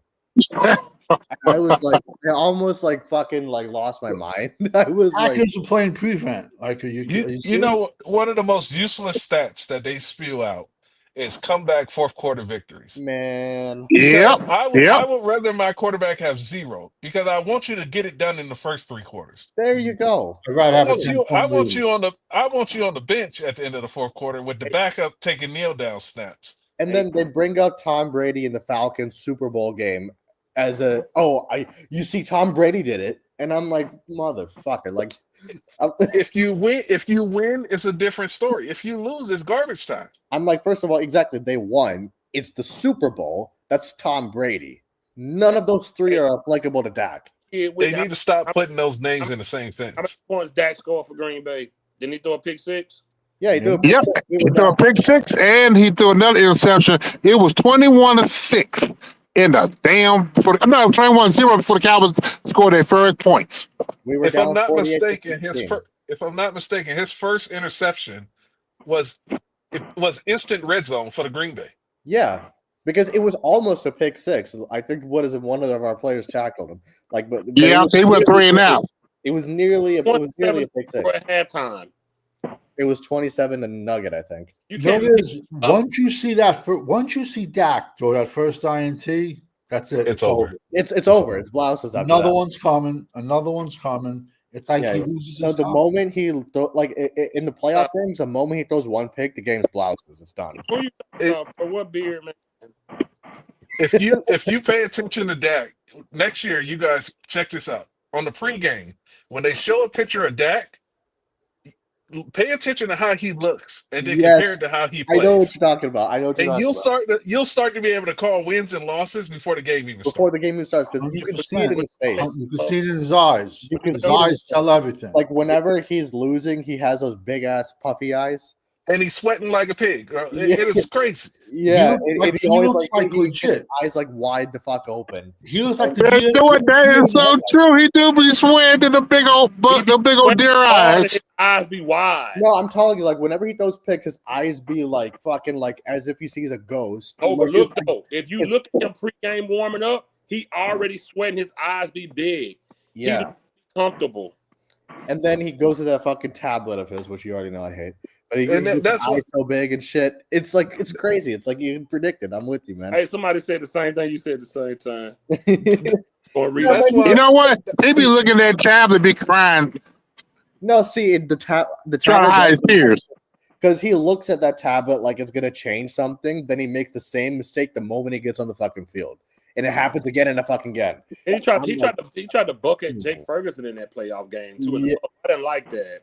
And yeah, CD was pissed off at him on the first drive. No, they were arguing in the huddle, man. Yeah. On the first drive. It was crazy. I was like, I've never seen a receiver and a quarterback argue in the huddle. If I give you that San Fran game, but not the Green Bay game, you can't put that on Dak. What? Man, please. He played worse in the Packer game as far as I'm concerned. Yeah, he played worse. Like, you can't argue that he played good in this recent Packers game. Like, what game are you watching? I just don't understand how we play that bad at home and it's 80,000 people at a preseason game. And you realize that the Packers are not even the toughest opponent that we could have had. It was the wild card round. The only thing I could think of is, if you're on the road, you're staying in a hotel somewhere, and there's bed checks at 11 p.m. or whatever. When you're at home for a home game, you could be strolling in the door at 7 a.m. after a night of partying. There's no bed checks for home games. No one's going to your house and knocking on your door to make sure you're home. But for away games, there is. Well, they can be out just partying their ass off. But there's no excuse for that. That's not how it's supposed to be. They're supposed to get the team in a hotel room the night before a game. Even on a home game, they're supposed to be in a hotel room. Nah. Mike McCarthy told the news the reason he lets his players go home because he thinks it's good for them to be with their family. Mike Irvin said that. Most teams are in the hotels so that they don't have the distractions before the game. Yeah. Home and away. They put them in a hotel room. Well, there's a reason for that, man. They don't do that by accident. Like, come on. But that was on Mike McCarthy wanted to be home, and it would That's look a fact. bad. That's a It fact. would look bad if he had his ass sitting at home and the team was in the hotel. Yeah. So he made it a rule that everybody can just stay at home. And they got their ass kicked in every single home game. Room don't appreciate you for the super chat. How the meeting room sound like y'all before deciding on that contract, man. I wish you did. I wish you did, brother. Well, that's the thing. It's like and I'm gonna stick to this to my grave, man. I just don't believe that they paid Dak for football reasons, because you can't convince me that a second contract being paid this amount of money. It's not like this is his first time up. His first contract, I'm all for it. Like, you know what I mean? Like, it's your first time up. I can understand it to a degree, but this is his second time up. He did nothing to earn this amount of money on the field. So, like, I don't buy that. I think it's for the 95%ers, the gangbanger fans, man. I just don't buy that it's for football reasons. Yeah, I think Dak earned his second contract. He came off the first 2 years were good, and then he got Amari Cooper on the last year, and his trajectory was looking up. And then you go into 2020 and he break his ankle. Well, he got Cooper for his first. That was before his first contract, though. Yeah, that was 2019. And then 2020, he was franchise. He played on the franchise tag. Yeah.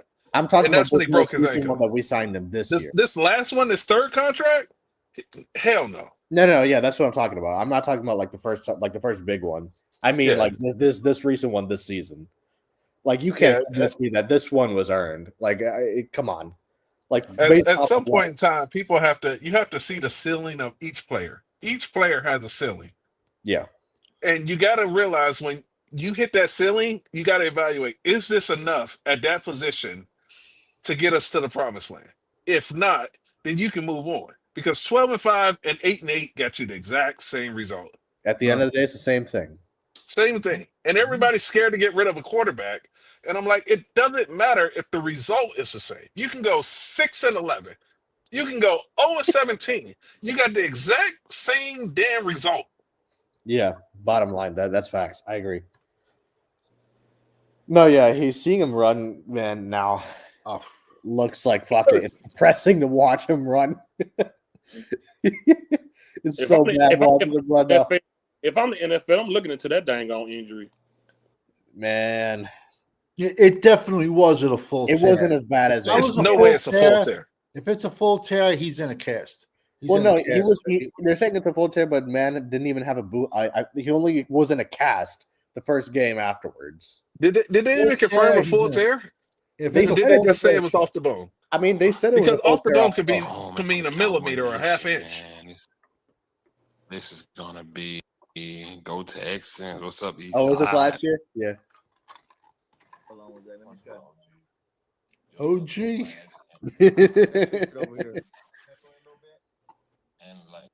What's up with his hat? Much. Don't try to throw in triple. You're not Joe Montana. Right. You're not Dan Marino. You're not none of these guys. Right. So Junkie. He had like 76. I didn't even know Sports Junkie came on. I didn't even remember that. Tony Pollard, but maybe that rumor of Dalvin Cook coming to the Cowboys, because sometimes this offense sputters. Comment, Eshan. You all in the chat. Oh yeah. I think I was. Sometimes this offense sputters. Last year we got 12 points against 49ers. Right. And that was at home, AT&T. We're 16-0 at AT&T Stadium during the regular season. But in the playoffs, what's our home record? Yep. You see what I'm saying? We won a couple in the playoffs. We have to not since McCarthy's been here. play smart. We can't have penalty like OG was saying. Tyler Smith, if he plays, he's not hurting this team. That history with that foot, it tears. It's actually a good thing. He's not going to hurt the team. But what I need is Dak to play. I need Dak. So I talk about the Packers being like we never seen them before. I need Dak to play like I've never seen him before. I need CeeDee Lamb to play like I've never seen him before. And I've seen his career high. I seen him break Michael Irvin's record in person. I need him better than that. That's the Lions game. I need him better than that. I need this defense better than that. I need Dan Quinn to come with it. And, OG, who that was? Somebody said they wanted to say something. Yeah, that was me. Go ahead. I want to. I mean, Cowboys. I kind of agree with you on that, but I watched a lot of film of him this year. This is for OG who he is now. He was so calm back then. He was really calm. He did not scream, nothing. And this offense, they run a single back formation. He's under center majority of the time, and he will give you some looks at shotgun. So the best way to come up there and beat him is blitz off the corner, because they're going to run that stretch to the right, pitch to the left, wide receiver in motion, try to fool you. Wherever the tight end is lined up, majority of the time, 75% of the time, OG was 100% right. Green Bay did exactly that. Yeah. They're going to run to that side, either a pitch or a draw or a counter. One more. So, so I'm not really scared. Champ been interrupting folks for a year. Scared of this offense right now. I've watched them, and I think he's really frightened of Michael Parsons coming out that side. So move him around constantly. He is up on the center. So if these guys, he can get ahead and then Hunt. This game. I don't know the other guy's name, but this game should be over by the third quarter. You know what I mean? Like, it should be a wrap. Like, they should. We had a good season. Jordan Love and the Green Bay offense. You think they haven't matured enough, and we can, pretty much control them, or you think they're going to be a problem for our defense? If the defense over pursued to the quarterback and not played their game, oh yeah, we most definitely gonna have problems, especially if they leave their gaps too wide open. Okay. 1980, you want to come in? Let me know, brother. All right, here's my thing, right? Here's my thing about that offense, right? And I'm with Sports Junkie. I'm not underestimating them, but our defense, when they playing, first of all, this defense goes. I know people said Michael Parsons. Nah, this defense goes as the Marcus Lawrence goes. When D-Law is knocking somebody out the way, like, get your hands off me, and get into that running back in the backfield, right? It fires that defense up. This defense don't go as Parsons go, because Parsons barely goes. And it has nothing to do with his talent. It has nothing to do with his skill set. It's just the bigger guys on the offensive line, whether they holding him or you got 200-300-pound men doubling him. A lot of times Parsons is invisible until the fourth quarter. And again, that's not diminishing his talent or anything. It's just he's a smaller defensive end, and they actually scheme for him. They scheme for Parsons. Meanwhile, DeMarcus Lawrence fires his defense up. And as of lately, I gave him crap early on. Jordan Lewis is sparking a fire under the secondary. He got guys wanting to make big plays. But when it comes to making them pass because the run ain't working, and we just got our one of our best run stoppers back in Big Hank. I think he might be playing this weekend. That'll help big time. And that'll help big time. And like I said, this defense goes as DeMarcus Lawrence goes, man. It used to go as Parsons go until they really started scheming for him. And it's true, he don't get holding calls on him. He don't. Is that Wilson boy? Is that Wilson boy gonna be ready to go? I don't know. I hope so. But DeMarcus Lawrence is the heartbeat of this defense. He is. He's a veteran. He's been there a long time. He shake their hand when they come back off the field. D-Law is better like Gilly on you. He ain't had to throw a word about it. I'm not worried about it. If we can stop Aaron Jones, because you know what Green Bay did? They looked at that Buffalo Bills game and saw how they ran on us. Yeah. And ever since Hank went down, our running game ain't been that good. But like you said, we need these guys to come up and make a tackle. Come up and hit. Of the runs that the Cowboys was having problems. But you got guys like Kershaw still having poor tackling. Yeah. You got about who's the best overall. It's about who's the best that day. Right. Because we know for a fact that Buster Douglas was not better than Mike Tyson, but he beat him. Right. If Javon Curry that is not going to tackle this weekend, you bring in, you put his ass on the bench, and you bring in Bell and let him play his position, and bring in D-Law on the other side, or Armstrong on the other side, and DeMarcus Lawrence in the middle, and you put Parsons at linebacker. It's over.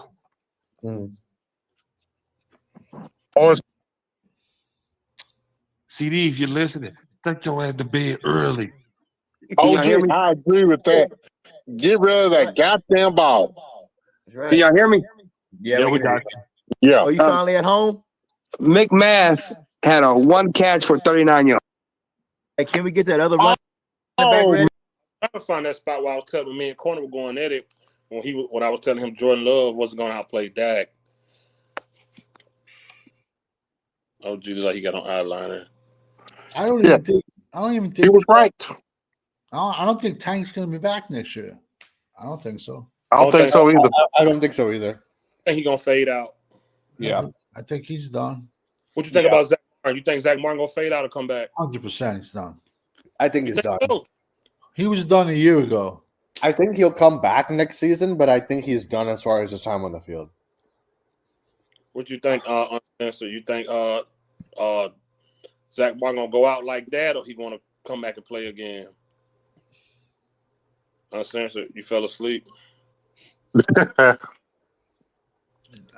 Dang! Don't let Corner hear you say that. Listen, I can't see Zach playing for less than 10 mil. I can't. The only thing that bothered me about him was the dude was already under contract.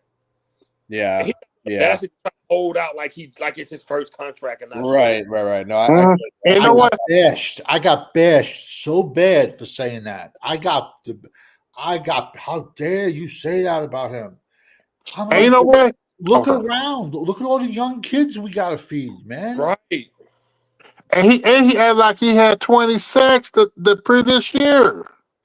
No, we talking about Zach Martin. Lawrence. No, we talking about Zach Martin. Zach Martin. My bad. I think talking about D-Law. Tank is done. No. Tank is not. Tank only had a good year and a half for real. Yeah, he did. Like, I mean, he's an Energizer bunny, but I mean, he's not really productive. He threatened not to have that surgery before they signed him. That was before this. Yeah, man. I would have got rid of him right then and there. I said, bye. Let's see what your market is with your shoulder that needs surgery. And your back. Your market is. Your back that you already had surgery on. Dude threatened not to have surgery. Man, and Jerry let these dudes do it, man. As long as you can be productive for a little bit and he likes you. Yeah. But let me ask you guys a serious question.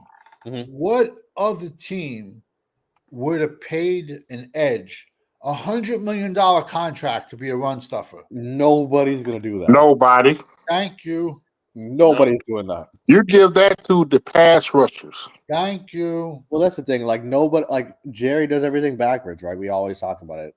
He literally came out in this offseason and said, "Oh, I can pay people when I want to pay people. Why should I have to like rush into paying someone? I can take all fucking like he was on the Stephen A. Smith show or whatever, and he's like, it's not a crime to wait up until the beginning of the season to pay somebody." He says this. The way he looks at it is, from a business point of view, the longer his money stays in the bank, the more interest he makes on it. But dude, I mean, like he could have, like, even if he wanted to sign Dak, you realize if he paid him in the beginning of the offseason, it would probably be $20 million less. Yeah, but then Dallas is not in the news the entire. Yes, no. I mean, but I know I'm with you, 100%. I'm with you. I'm just saying, like, from a logical standpoint. Derrick Jones is senile, man. No, this dude is like awake when you just sleep. Nah. I was talking to my kid. Cap. They about to go to bed, so I always make sure I know what's going on with them every night. That's good. But no, man, it's like Savage. I don't know if you knew this, man, but Jerry's literally on a show on Paramount. Like, I don't know if you saw. Like, my dad was watching a show recently. Kidding me. This is like I'm talking like a TV show on Paramount. Like, I'm not even kidding. He was on like some episode or some shit. I'm like, this fucking guy. He has an IMDb account. So now he's acting, or he's like Jerry Jones trying to get his star on the Hollywood Walk He's of Fame, literally man. acting in a television show on Paramount. And I know the writer of the show. So like it's like he's done Oscar-winning fucking movies. And he's literally acting in a fucking television show. What is he acting like? A retarded old person sitting in the corner shit? He was acting like he was literally acting because in the show they were calling him Jerry. But I was just like, you motherfucker, this dude's acting now, man. I know Netflix did something with him, and Netflix paid him $50 million to do something. That's right. I still haven't seen that yet. You couldn't fucking pay me to watch that. You couldn't pay me to watch that. The Netflix show, so he's literally in 2 shows. The Netflix one hasn't come out yet. The Paramount one, this dude's like a regular guest on that fucking like, not a guest, but like he shows up on a couple episodes and shit. I'm like, man, wow. I don't care about other quarterbacks, and thank you. That fucking title says it all, man. When people bring up ways that we want our quarterback to improve, it's not to bash him. It's just to talk about things that we want to see get better from our QB. I'm sick and tired of people bringing up Aaron Rodgers misses throws, Tom Brady misses throws, Big Ben misses throws, Eli misses throws. I don't give a fuck how many throws. I don't give a fuck how many throws Eli missed, Tom Brady missed, Aaron Rodgers missed. I don't give a fuck.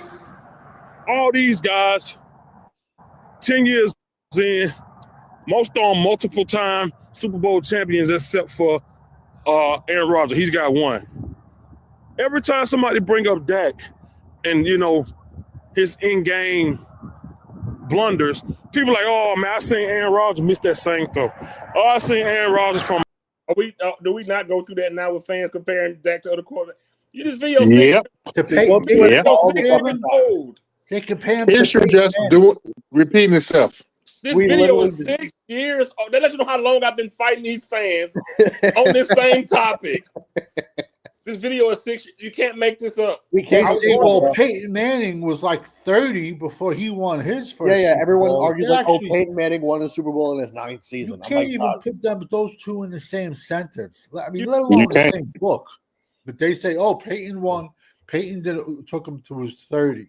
Oh, yeah. And I'm not even going to go down the road that Peyton Manning is a Hall of Famer, of course. But when have you ever seen Dak step up in any big game in a playoff game? You cannot name Nope. it. 9 What seasons. was that? A Walkway 5th episode? I don't know what I was doing, dude. Hey, Phil. Look up one. I think maybe 7 years ago. Me and you, we was on live and we were talking about Dak. You might be talking about that Falcons game where we kicked that onside kick and we got it back. Yeah, pull that up. Pull that up.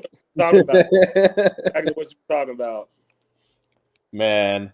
Yeah, but since I don't know where I was, I don't know, ain't no telling, bro. But I was still living in Dallas with my parents at the time. Was junkie, but that was 6 years ago. I don't know who I was. You got driving with 1980 and walking with 5th. Hey, that's how long we. Hey, look, we've been doing it for. Hey, bro.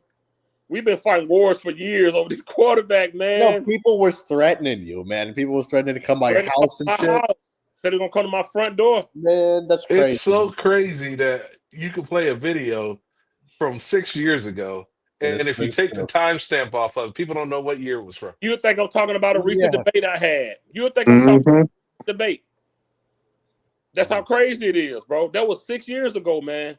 It's the same crap, though. It's the same crap, man. I'm telling you, bro. Like, that's how long we've been fighting this battle with delusional fans. I don't know who it was about then, but I just know then they was bringing up Aaron Rodgers. It's always the same excuses with all of those. But now it's the newer quarterback. Now it's the Pat Mahomes. It's the Lamar Jackson. Now they use them. Every time they use a different quarterback that's coming in the league. Now they're like, oh, Josh Allen didn't win a Super Bowl. I'm like, man. Crazy. It's so crazy, man. It's funny. See, it's funny to me because it's just like it's deja vu all over again, man. I was reading an article somewhere that McCarthy said he was pissed off because he wanted to play Deuce Vaughn more, and we were talking about that. He said he would like to get. They didn't let Deuce Vaughn travel with the team. It was an away game, because they had Zeke active, and he said he's the type of coach that like to get the young guys involved, and he don't like when they don't play. And that's when we got on live and said, "Wait, it's not your decision." Yeah, and he's the head coach. I don't understand it, man. You all listen. They're gonna take a guy who's a yes man. Yeah, get a paycheck and is gonna shut up because that just tells you everything that Jerry's making all the decisions. Well, no, of course. That's the reason that no matter who we get as a coach, I just can't be optimistic about it up until I see something different. I have no reason to be optimistic unless we see something. What's on Dak? When was Dak's first contract? I'm looking at a video. Dak's first contract was after the 2020 season. He had 2016, 2021, and then so crazy, this year. I'm at work, and I'm like, dang, you know what? Watch 9. Dang, we just signed Really a scam. Like people that going on third shift, like how you get off work and go back in? So he got franchise tag heading into the 2020 season. He broke his ankle. Then heading into 21, he got the big contract. So 3 years after signing him, he got another big one 3 years later? Basically, yes. Yeah, Yo, did y'all hear? Remember I told you, Fifth, that they owed him something like $248 million guaranteed? Mm-hmm. Yeah. So even if they trade Dak Prescott and the other team agrees to take his full contract, the Cowboys will still eat $104 million because that's money they kicked down the road from previous contracts. Yeah. If the Las Vegas Raiders agreed to take his current contract and all his guaranteed money off this contract, he was still hit for $104 million next year because of the money that they kicked down the road from previous contracts. They don't owe him 60 this year. They owe him 90. They owe him 90. They owe him 90, but they owe him money from previous contracts. No, I know. That's them kicking the can. This is insane. Yeah, And they about to that's do what it they again do. when they restructure. Because they owe him from the last contract and now this new one. Listen, eat that money. I don't want to hear about no billionaires not being able to eat $100 million. I don't want to hear. They ate Russell Wilson's contract. He's a billionaire. $84 million. Yep. And they ate like he got signed to a 5-year deal. They ate it in his second season. Like, come on. $84 million they ate and said goodbye. Yeah. I don't got a rookie and went to the playoffs. Yep.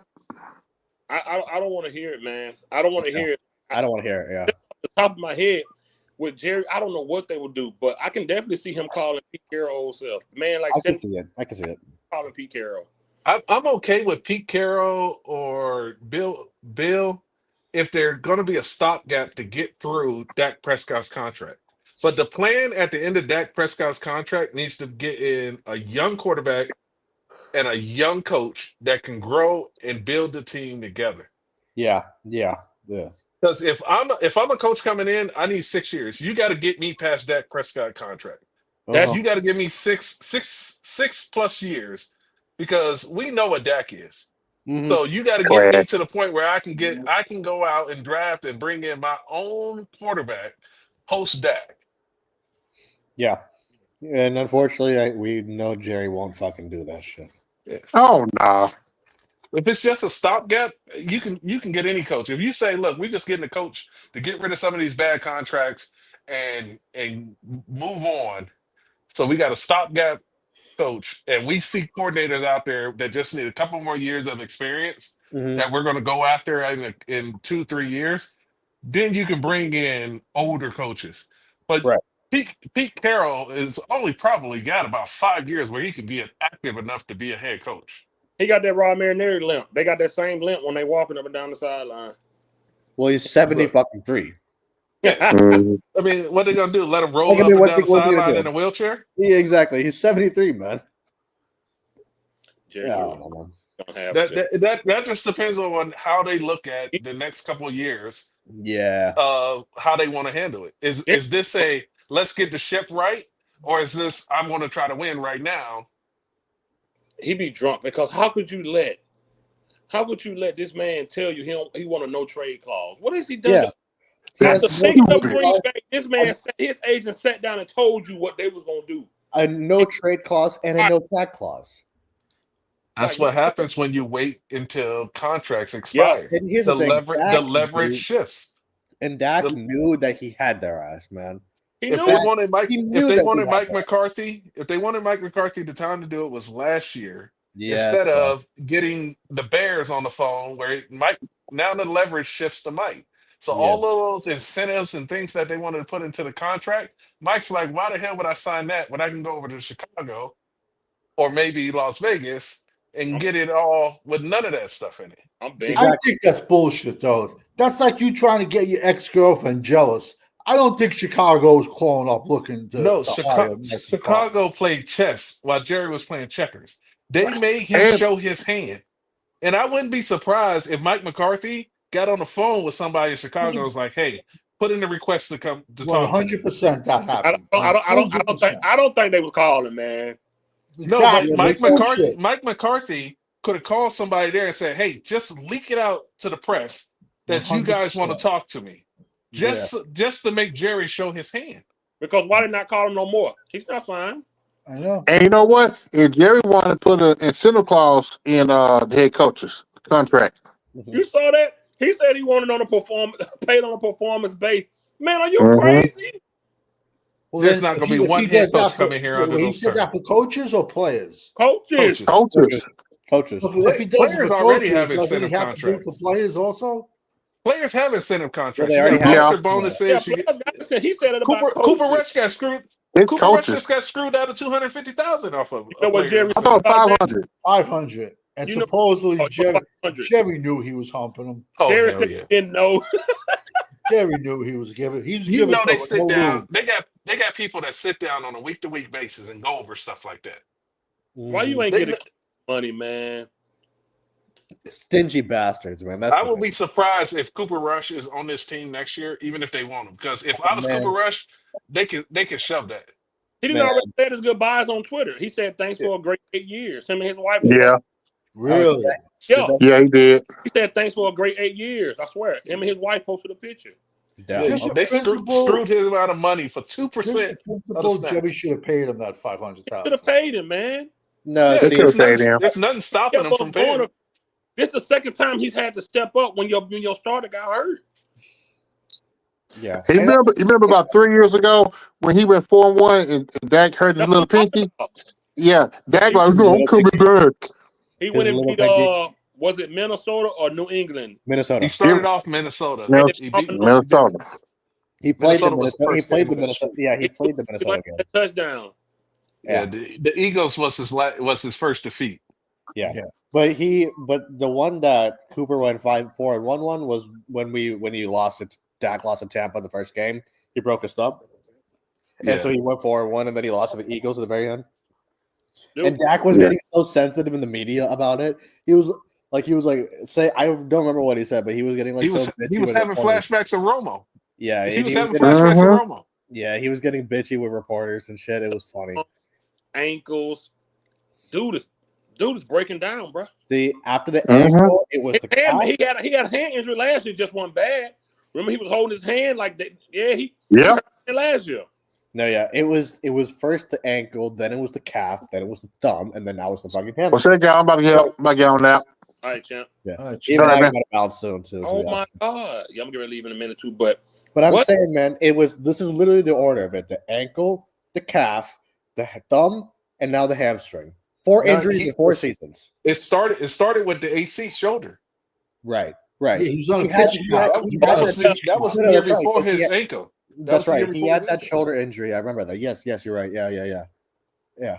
He had that, but he didn't miss a game. It was like he missed a practice, and it was back page news that he missed a practice. But like the ankle injury, but that's when they started complaining that his accuracy was off because he was dealing with the AC injury. They used that as an excuse for that Eagles game. I remember. I was like, man, y'all hating Dak. Shit. But I do think that Jerry's going to bring in a stopgap coach on a 3-year contract. I think so too, to be honest. So what's everyone's call? Who do you think it is? See, I have no clue who the fuck he's gonna bring, man. That's my thing, and I don't even think it matters. Talk in a minute, bro. Where you standing with the draft now? What you think they're gonna do first round? I need a coach there. Tell me first. Right. If without a coach, you don't know where you're going. Without a coach, you have no clue. We're definitely getting a giant defensive line. A huge D tackle. either a 0 tech or a 5 tech. If you tell me, I got to know what kind of coach we have. So I got a question for y'all. If we get into 2 weeks and there's no coach, you think they starting to turn down the coaching job? Oh, that's a good question.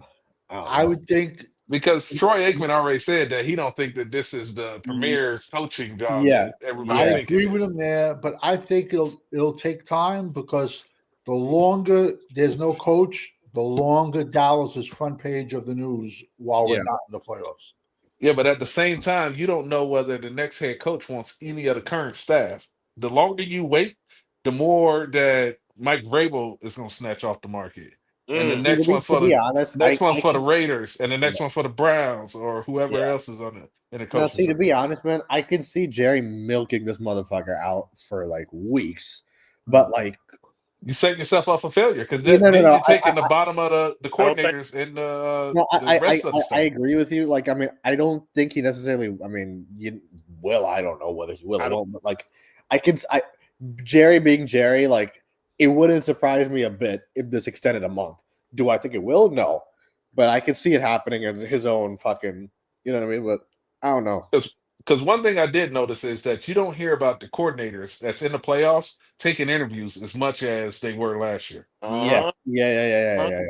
They focusing on winning, and both our coordinators 2 years ago, Quinn and Moore, were both on head coaching searches going into that Niners game. And Quinn was running around the country leading up to the Green Bay game. He was acting desperate. Yeah, he was desperate. But and then he tried to say he wanted to come at Dallas. No, then nobody wants you. Yeah. And you just don't have enough time to study for a playoff game and do that many head coaching interviews. That's cool. Yeah. I got a question for you guys because we all know that Jerry likes to hire from within. Can you see him hiring from within this season? God, I hope not. No, I hope he doesn't, but I mean, I can see it happening, bro. That's my only thing. Everybody that's trash, there's no way. There's no way. I don't know who he would. Again, I would be okay. I would be okay with Zimmer if it's a stopgap. If you're trying to get through the Dak Prescott contract, then it doesn't even matter who the head coach is. If you're just trying to clear the books and get the cap right, so that when you get a new, fresh coach, he's not constrained by these bad contracts.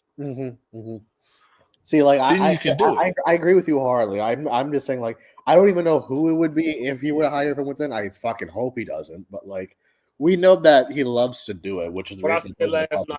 What I said if he hired Ron Rivera, I'm not watching the game this year. I told y'all that last night. Yeah, no, you. If he hired Ron Rivera, I'm not watching the game.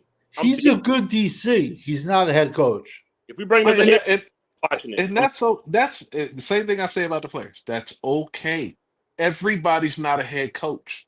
Right. Wade Phillips was an excellent defensive coordinator. He was a bad head coach. There are plenty of good offensive coordinators that are bad head coaches. I like that's okay.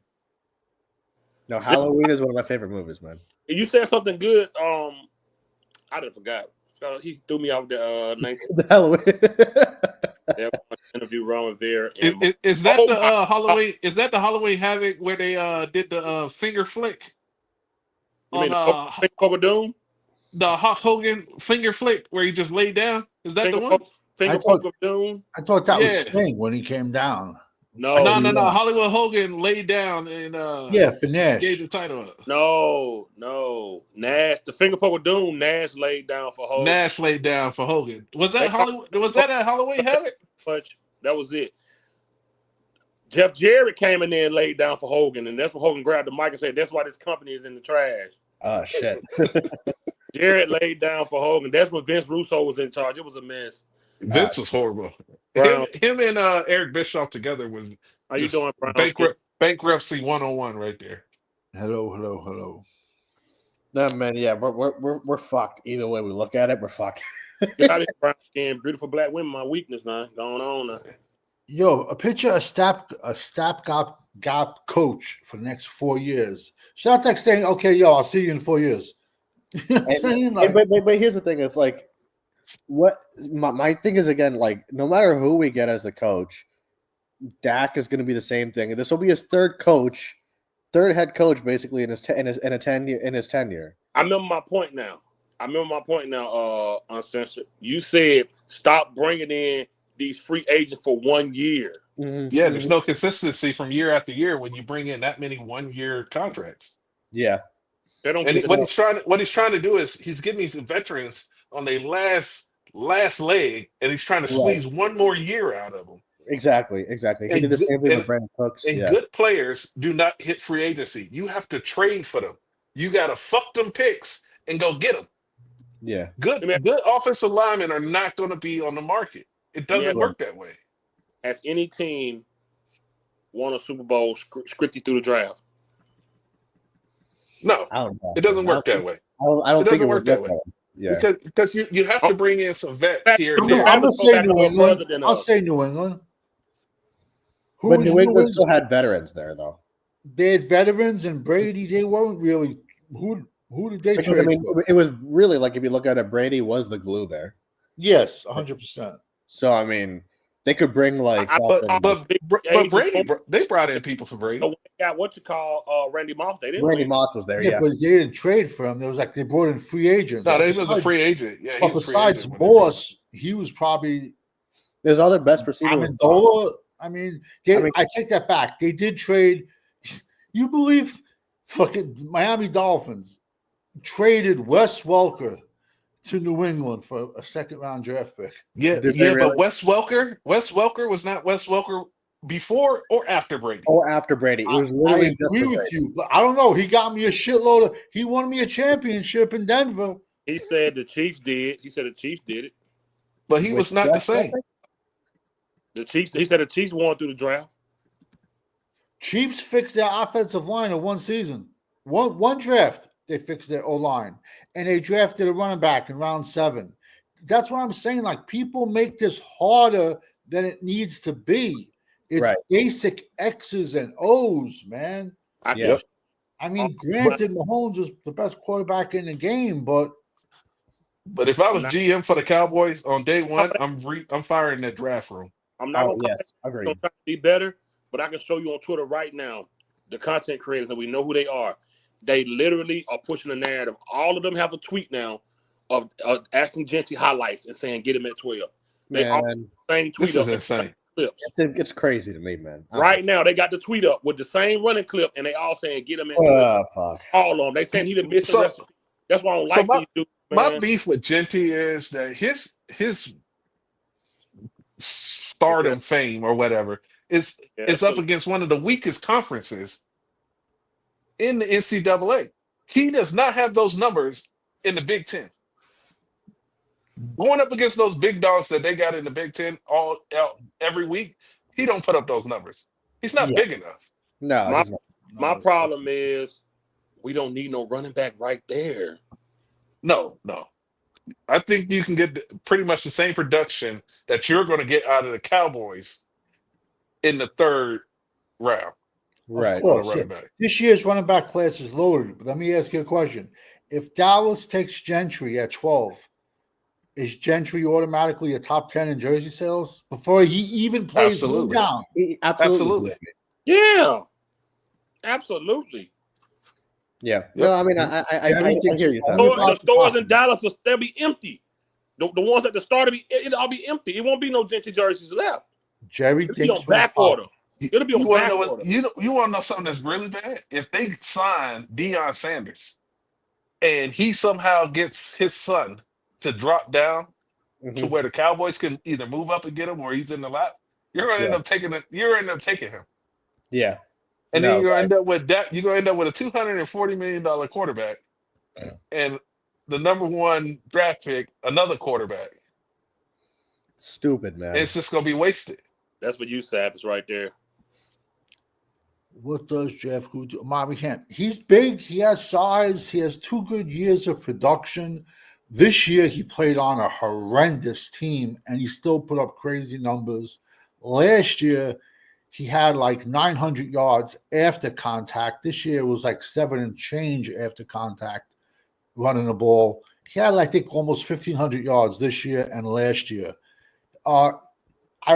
He's a big. I would love to get out of this draft a speedster and then a monster. He's like 6 foot 220, so I don't consider him a monster, but he still has nice size. But I would still like to I'd like to get like a guy that's about 6 foot 205, 210.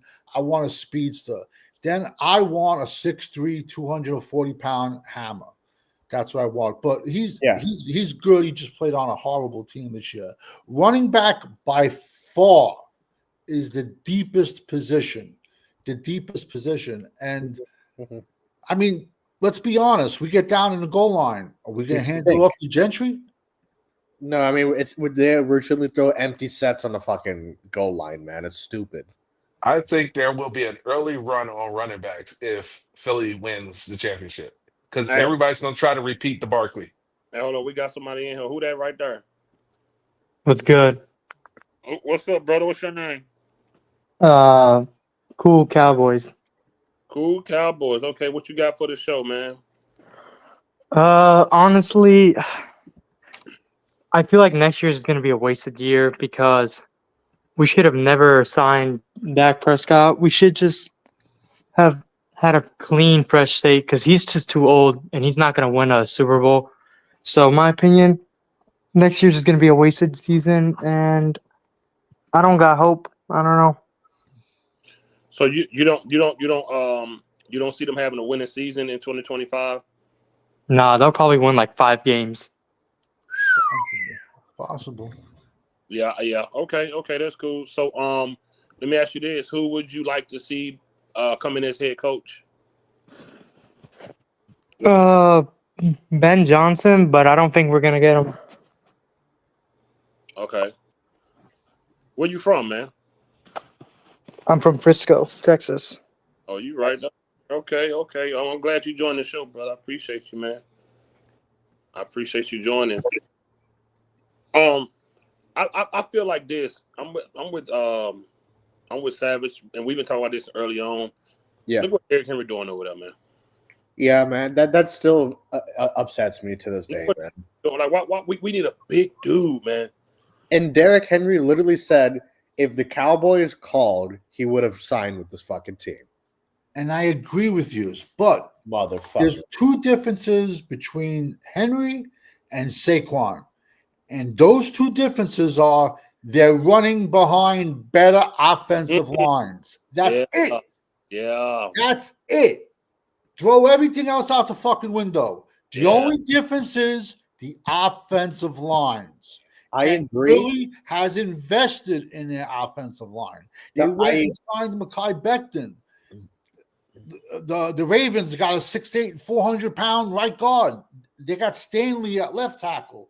You know what I'm trying to say? Like, and then they got Rosengartner as a right. I don't know if he's the right tackle of the future, but all I'm trying to say is if Derrick Henry would have stayed on the Titans, or if Saquon would have stayed on the Giants, would they have had the year they had? I mean, you never. No. Well, I think my own and I agree with you, Savage. I think my only thing is that's a risk I'm willing to take with a talent like this. And given we don't have any running back who's like Derrick Henry is unbelievably better than any back we have. Like, let's be honest. Absolutely. And it's like, and also the thing is he's built up. Like, I agree with you about the offensive lines. I'm not discounting that, and you're 1,000% right about that. But he's also built up the reputation in the league of being a hard hitter back, and so that automatically put fear in the defense. Did he sign a 1-year deal with Baltimore or no? I think it is. No, but I think it is. So I think it was a 1-year deal, and they signed him, I think, for what, $2 or $3 more million of what they paid Zeke. It wasn't much. So like it was like not even $2 or $3 million more. I hear you. It was, but where were the Joneses the first day of when free agency started? Where were the Joneses? On the yacht. On the yacht. On the yacht. Yet we're going all in, and the whole. I knew the all in thing. I knew the all in thing. Yacht should have sunk. How about that? No, I knew the all in thing was bullshit, man, because that dude speaks up the ass with that, man. He said the same thing for 30 years. So I don't even pay it any attention. Yeah, they was on the yacht. They didn't care. And it's obvious they don't care. And then he gonna say, I don't know if he'd have had that type of success. Well, you should have risked it. And look, even so, okay, let's say that cool. You stick with your young guy Rico Dowdle. How much did you play him? Right, they barely played him up until the fucking halfway point of the season. And still cracked 1,000. Man, but you brought old man Zeke back. Yeah, all in my. And don't forget Dalvin Cook. Hey, yeah. Don't forget that Cowboys corner boy. Yeah, he sucked. I watched every single Jet game last year. Every single one. Derek, what's this? Dalvin Cook barely even fucking played on the team. $15 million to join the Raiders. Leave the Tennessee Titans free agent. Sound looks better move. The thing is, though, Derek Henry literally said, "If the Cowboys called, I would have joined the team." Wanted to. That's his words. Same thing. That's his words, and so they didn't even fucking call him, and then Jerry literally said, all the shit that he said. He literally said, "We don't know whether he would have rushed for as many yards as he rushed with the Cowboys." Zeke career done, bro. Oh, Zeke has been done. Career done. Man, please. Well, he signed with the Chargers, right? I mean, on the fucking practice squad. He's not to the practice squad, and they went home. Yeah, Justin Herbert was awful in that game. I don't know if you saw the game. He's terrible too. He threw for 4 picks, man. He was bad in that game. He's terrible too. They are. Look, I want Lamar Jackson to win one, man. Honestly, I do too. I gotta be real. I want Lamar Jackson to win one, bro. I understand Detroit was everybody's favorite, but I want Lamar to win one, man. I really do. Mm-hmm. I really do, bro. We're gonna wrap it up. We got 2 more topics. We're gonna get out of here. One of the 2 topics is Eshan. I know we can't predict who the coach gonna be, but regardless of that, do you feel this would be a heavy offense draft or defense for the team? I think they're gonna draft offense because I think it's gonna be flashy. And I mean, nonetheless, we talked about it. They're trying to do everything under the sun to fucking support Dak, despite the fact that he's been in the league for 10 years, despite everything that it is what it is. Okay. They're trying to, I think, support Dak. So I can definitely see it being an offensive heavy thing. So, and I mean, to be honest, I mean, I said it too. You can pick a position out of a hat on either offense or defense. We need it. You really honestly can't even. We need everything. So you can't really go wrong either way. I feel like, you know what I mean. So yeah. So I think they're gonna go offense. What about you, Savage? Me personally, I would go heavy defense, but so that means they'll go offense, and they'll probably, exactly. And that means, and I'm sure they'll throw in a guy with a blown out knee that has potential that he'll be good for the 2026. Right. Agreed. So they'll throw that in there also. Dallas is so there's certain teams you can predict their draft tendencies. It's a joke, man. No, yeah, you can predict it, yeah. Cowboy, what you think they're gonna do in the draft? Heavy on the offense or defense? Probably the offense, but I would prefer the defense. If we get an interior defensive line, that'd be my cup of tea, because besides Osa, there ain't nobody there that can play that good. That's true. And Osa's gone. Yeah. Yeah. Play him. Dallas will league where they thank you. They do it every year. Every year we know before they do it what they looking for. Yeah. Our flaws are so obvious. All the 31 teams know what we're picking. Every right. It's so true. We went into last year's draft with no left tackle. Hello. You're right. I mean, come on, bro. It's obvious. Facts. All right, Eshan, last topic. Yeah. Do you think? No, play this. Do you think CeeDee Lamb needs help, and do you think they'll address it? It's a good question. I do think CeeDee Lamb needs help, and it's less to do about him and more who's throwing him the football again. I hate to keep reverting it back to Dak, but the thing is, the fact of the matter is, who else is on our offense other than CeeDee Lamb? It's literally okay, you got Brandon Cooks, but fuck, dude, there's nobody else that's on it. We have one threat on the offensive side of football. That's CD. That's it. So no matter how great of a receiver he is, no matter what, like, I mean, he can do nothing when the entire defense is just strictly about him. Like, what's he supposed to do out there?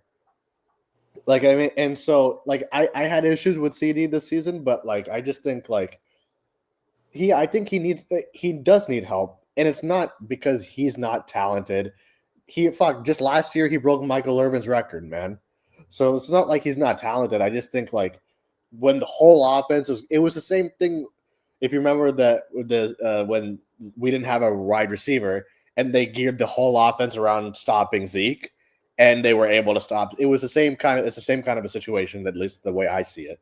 So, and I mean, plus, yeah, Dak needs another receiver to help him.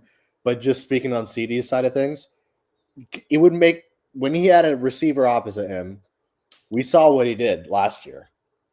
So it's not like he can do that again, or like something close to that. You know what I mean? But I do absolutely think he needs help. As far as will they address it, that's anyone's guess. But I think that they will address a receiver because it would be a flashy pick. So I guess that would inevitably help him, and that would, I guess, address that thing. So I think based off of that, I think they will address it, but not necessarily to help CD, more to help the quarterback. You know what I mean? If that makes sense. So yeah, so that's I would say they would, yeah. What you think, Sav? You think they're going to address a wide receiver in the draft? If we had an offense that can pound the ball and run the ball, do we all think that would make CD's life a little bit easier? Yes. Yes, 100% it would. 100% it would. I'm going to be honest with you, man. Like, it's not. We gave away a fourth for Mingo, which we should have just ripped that fourth up. It was a wasted pick, man. It was a wasted fucking He's going to be a camp body, bro. He's going to be a camp body. If they do want to go wide receiver, Dallas, they're going to have to go the first 3 rounds. They're going to have to go either round 1, round 2, round 3.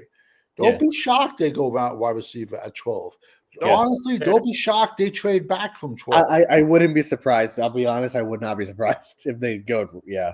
Wide receiver at 12, bro. Please, no. It's stupid, but I mean, I can see it happening.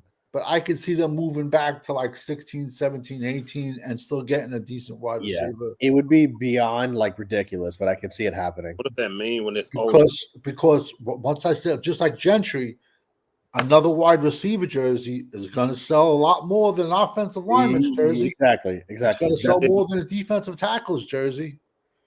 Jerry made a business decision, won't CD Lamb to wear 88. That was business. He wanted to wear 10, I think, or something like that. Because that was what he wore in college, I think, right?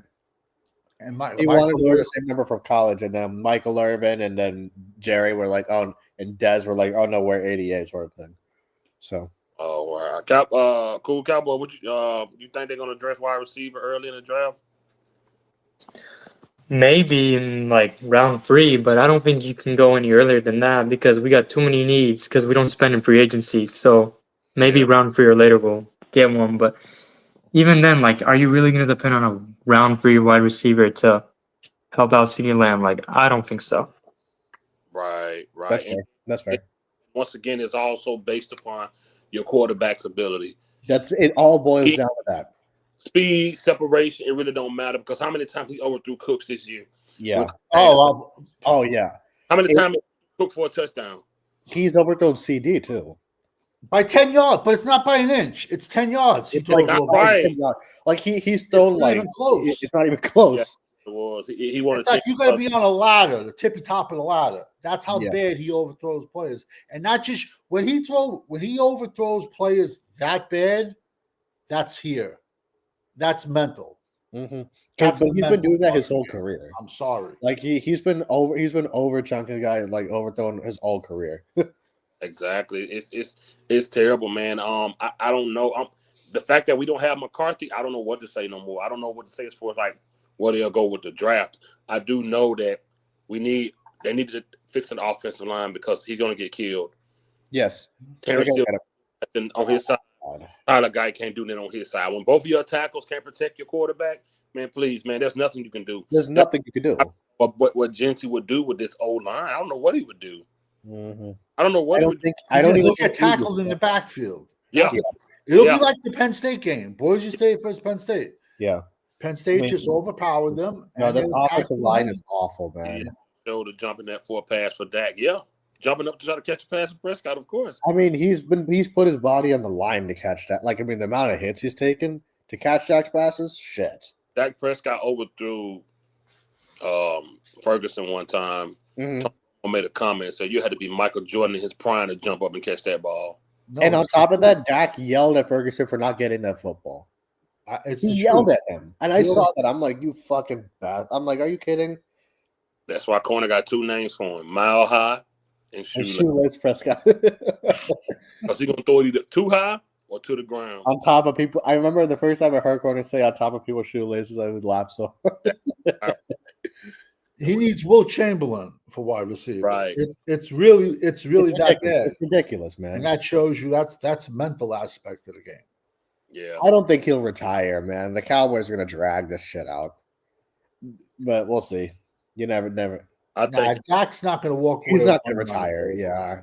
Dak is about this. He don't care about that team.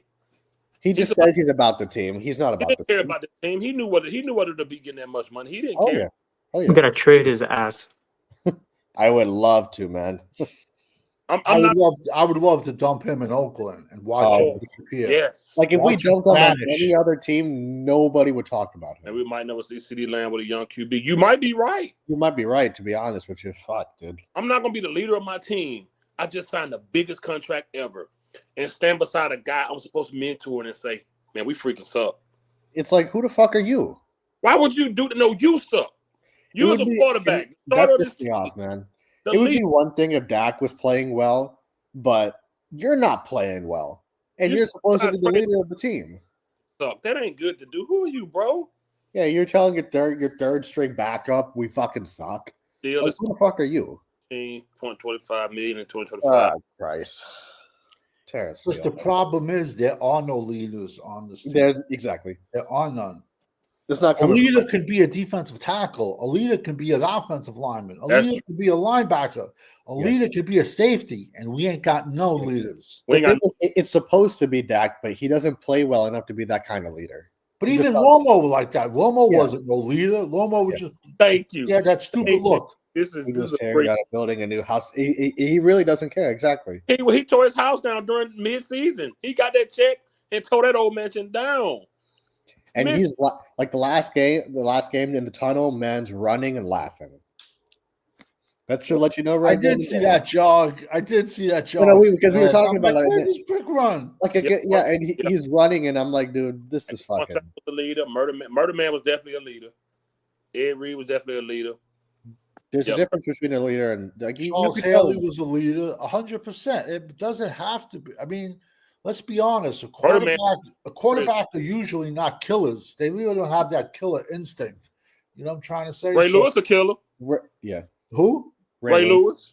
No, I was saying quarterbacks. I know. I was joking. I know what she was. That's why I'm smiling because I knew what she was. Yeah, no, there's a lot. I mean, I knew what he was trying to say. Fucking what the? we got nobody, man. He wasn't on the field long enough to be a leader. No, Sean, you can't be a leader when you're not on the field. He had respect as a veteran, but a leader, he wasn't vocal enough. No. He wasn't vocal enough to be a leader. He was just respected because of who he was. Jason Witten was a leader.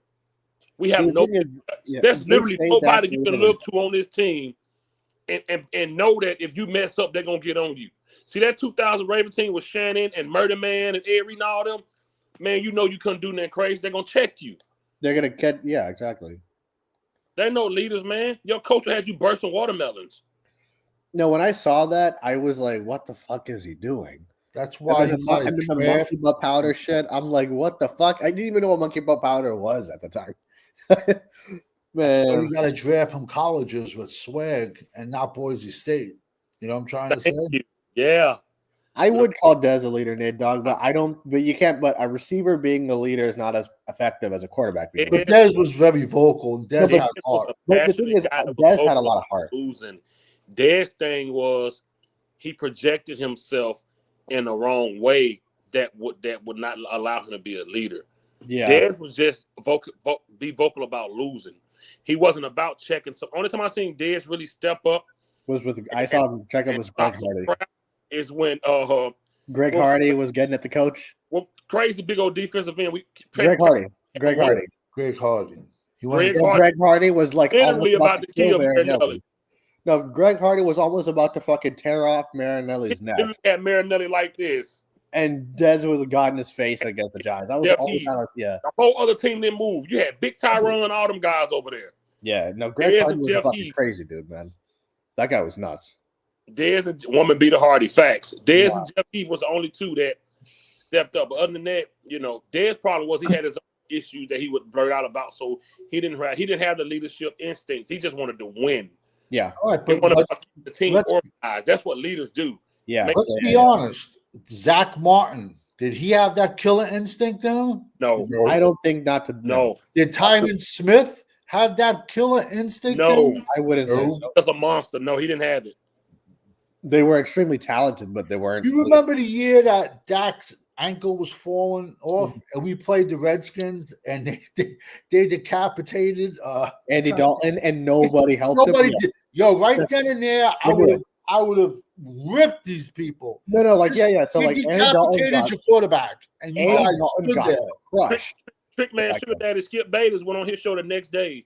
They were so And pissed. he like, bro, they don't care about any dog. He said, ain't nobody do nothing. They no one stood knew. there. Yo, they should have been fucking fighting in the locker room after that Yes. game. They should have been fighting. Yeah, nobody even bothered to help Andy Dalton. Like he was crushed. Everybody just stood around. Yo, and if you watch that game, watch Ezekiel Elliott pass block. He Yes. got his ass busted. He didn't even give any.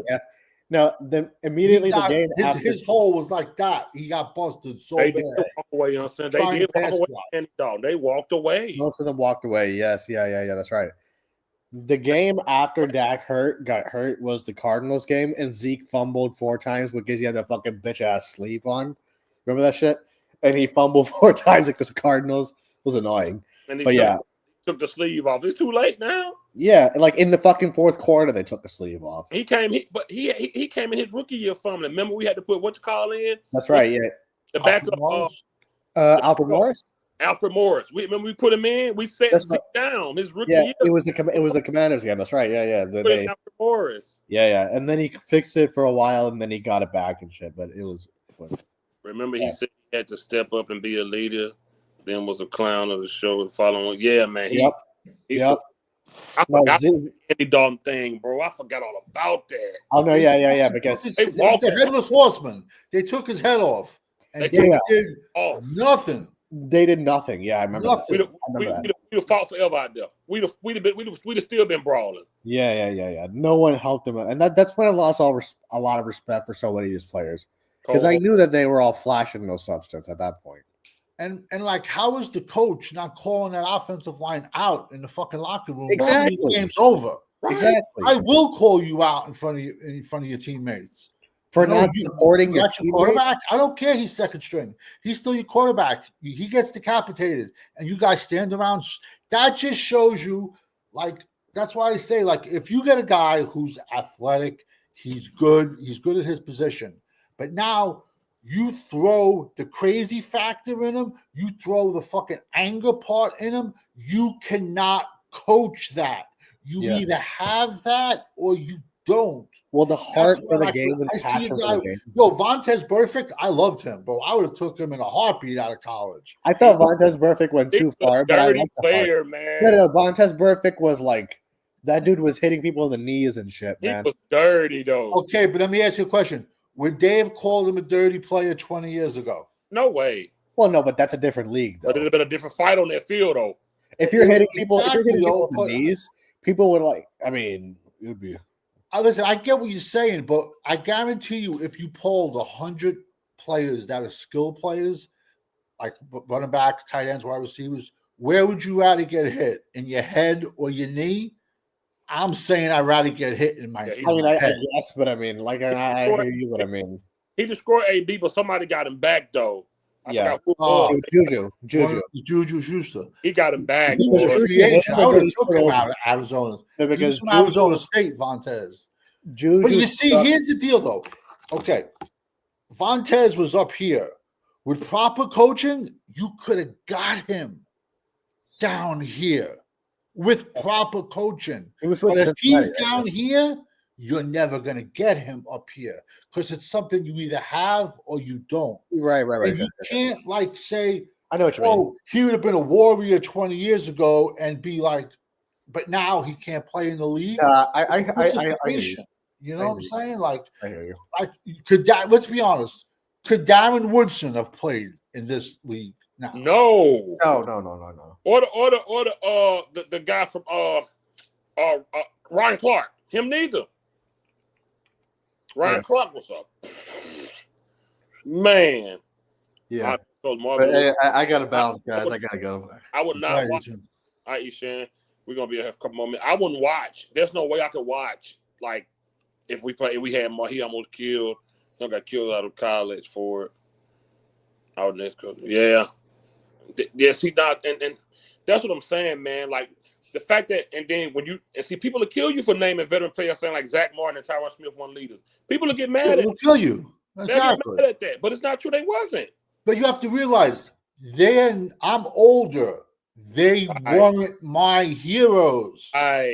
Who I watched was 2-A, Gogan, Nate Newton, Larry Allen, Eric Williams. Those are the guys I tried to be like when I played. You know what I'm trying to say? The Charles Haley's of the world.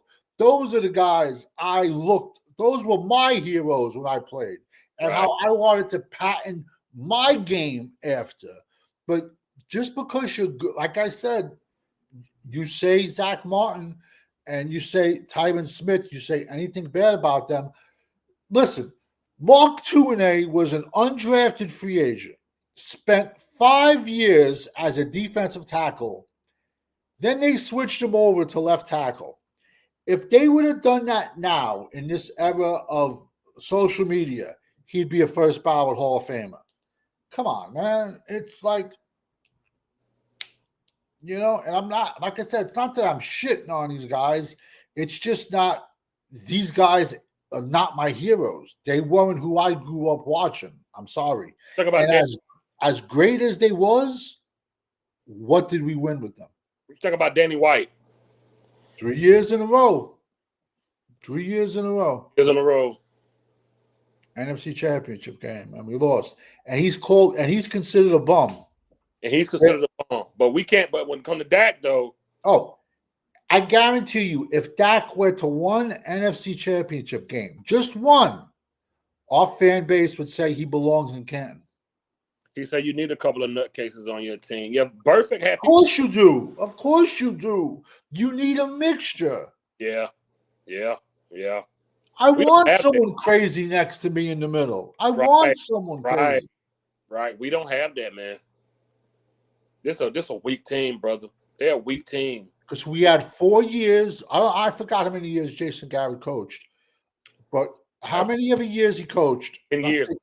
How many? Was it 10? 8? Was it 8? I thought it was 4. Jason Garrett coached way more than 4 years. Okay. So let's say he coached 6. We had 6 years of him drafting 10 choir years. boys. It was 10 years. Choir boys. He drafted choir boys. He wanted the team captains. He didn't want nobody with problems. No, fuck that shit. I don't care if he had a gun underneath the fucking. I don't care. Jimmy Johnson said he'd play the devil if it would help him win a football game. Dang. Just like that. I don't care. I want someone crazy next to me. Michael Irvin said it the best.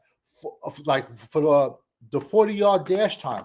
I don't care what your 40-yard dash is at the combine. I care what your 40-yard dash is week 18, week 17, and it's the fourth quarter. I want to know what can you run your 40 then. And a perfect example of him is Pickens out of Pittsburgh, George Pickens. Yeah. Bro, that kid has so much talent, man, and he's just letting it all slip away. He runs lazy routes. And, bro, that kid has crazy talent. But yeah, he do. I like him. What did Danny White do that was before my time? Oh, he said before your time. Well, we just compared to how they praised Dak. Yeah, Danny White went to 3 straight NFC Championship games. He lost. And the Dallas fans call him a bum. They call him a bum. Imagine if Dak went to 1. And Dak, right. And Dak ain't been the one. Danny White went to 3. Imagine if Dak only go to 1. They're going to crown him. He probably sleep with their wife now. He probably going to sleep with a lot of these guys' wives right now. You know, it's crazy. It's crazy, but we got a long show. We're going to get out of here. I appreciate you, Cool Cowboy, for coming on, man. You know, anytime you're around, brother, just come through. Salute to you, Savage, bro. Hope you back up and rolling right now, man. You know, feeling better. That's good. I dropped 15 guys today, and I'm dropping 10 more tomorrow. Ooh, yes, sir. Corner said if Dak goes to the NFC Championship, he'll be about Dak. Yeah, that's why I'm glad we're getting close to the draft. We got to see who the coach is. We definitely going to do a lot of draft stuff on here, man. We out of here, though, man. Salute to y'all. Peace out. Everyone. Have a good night. Yes, sir.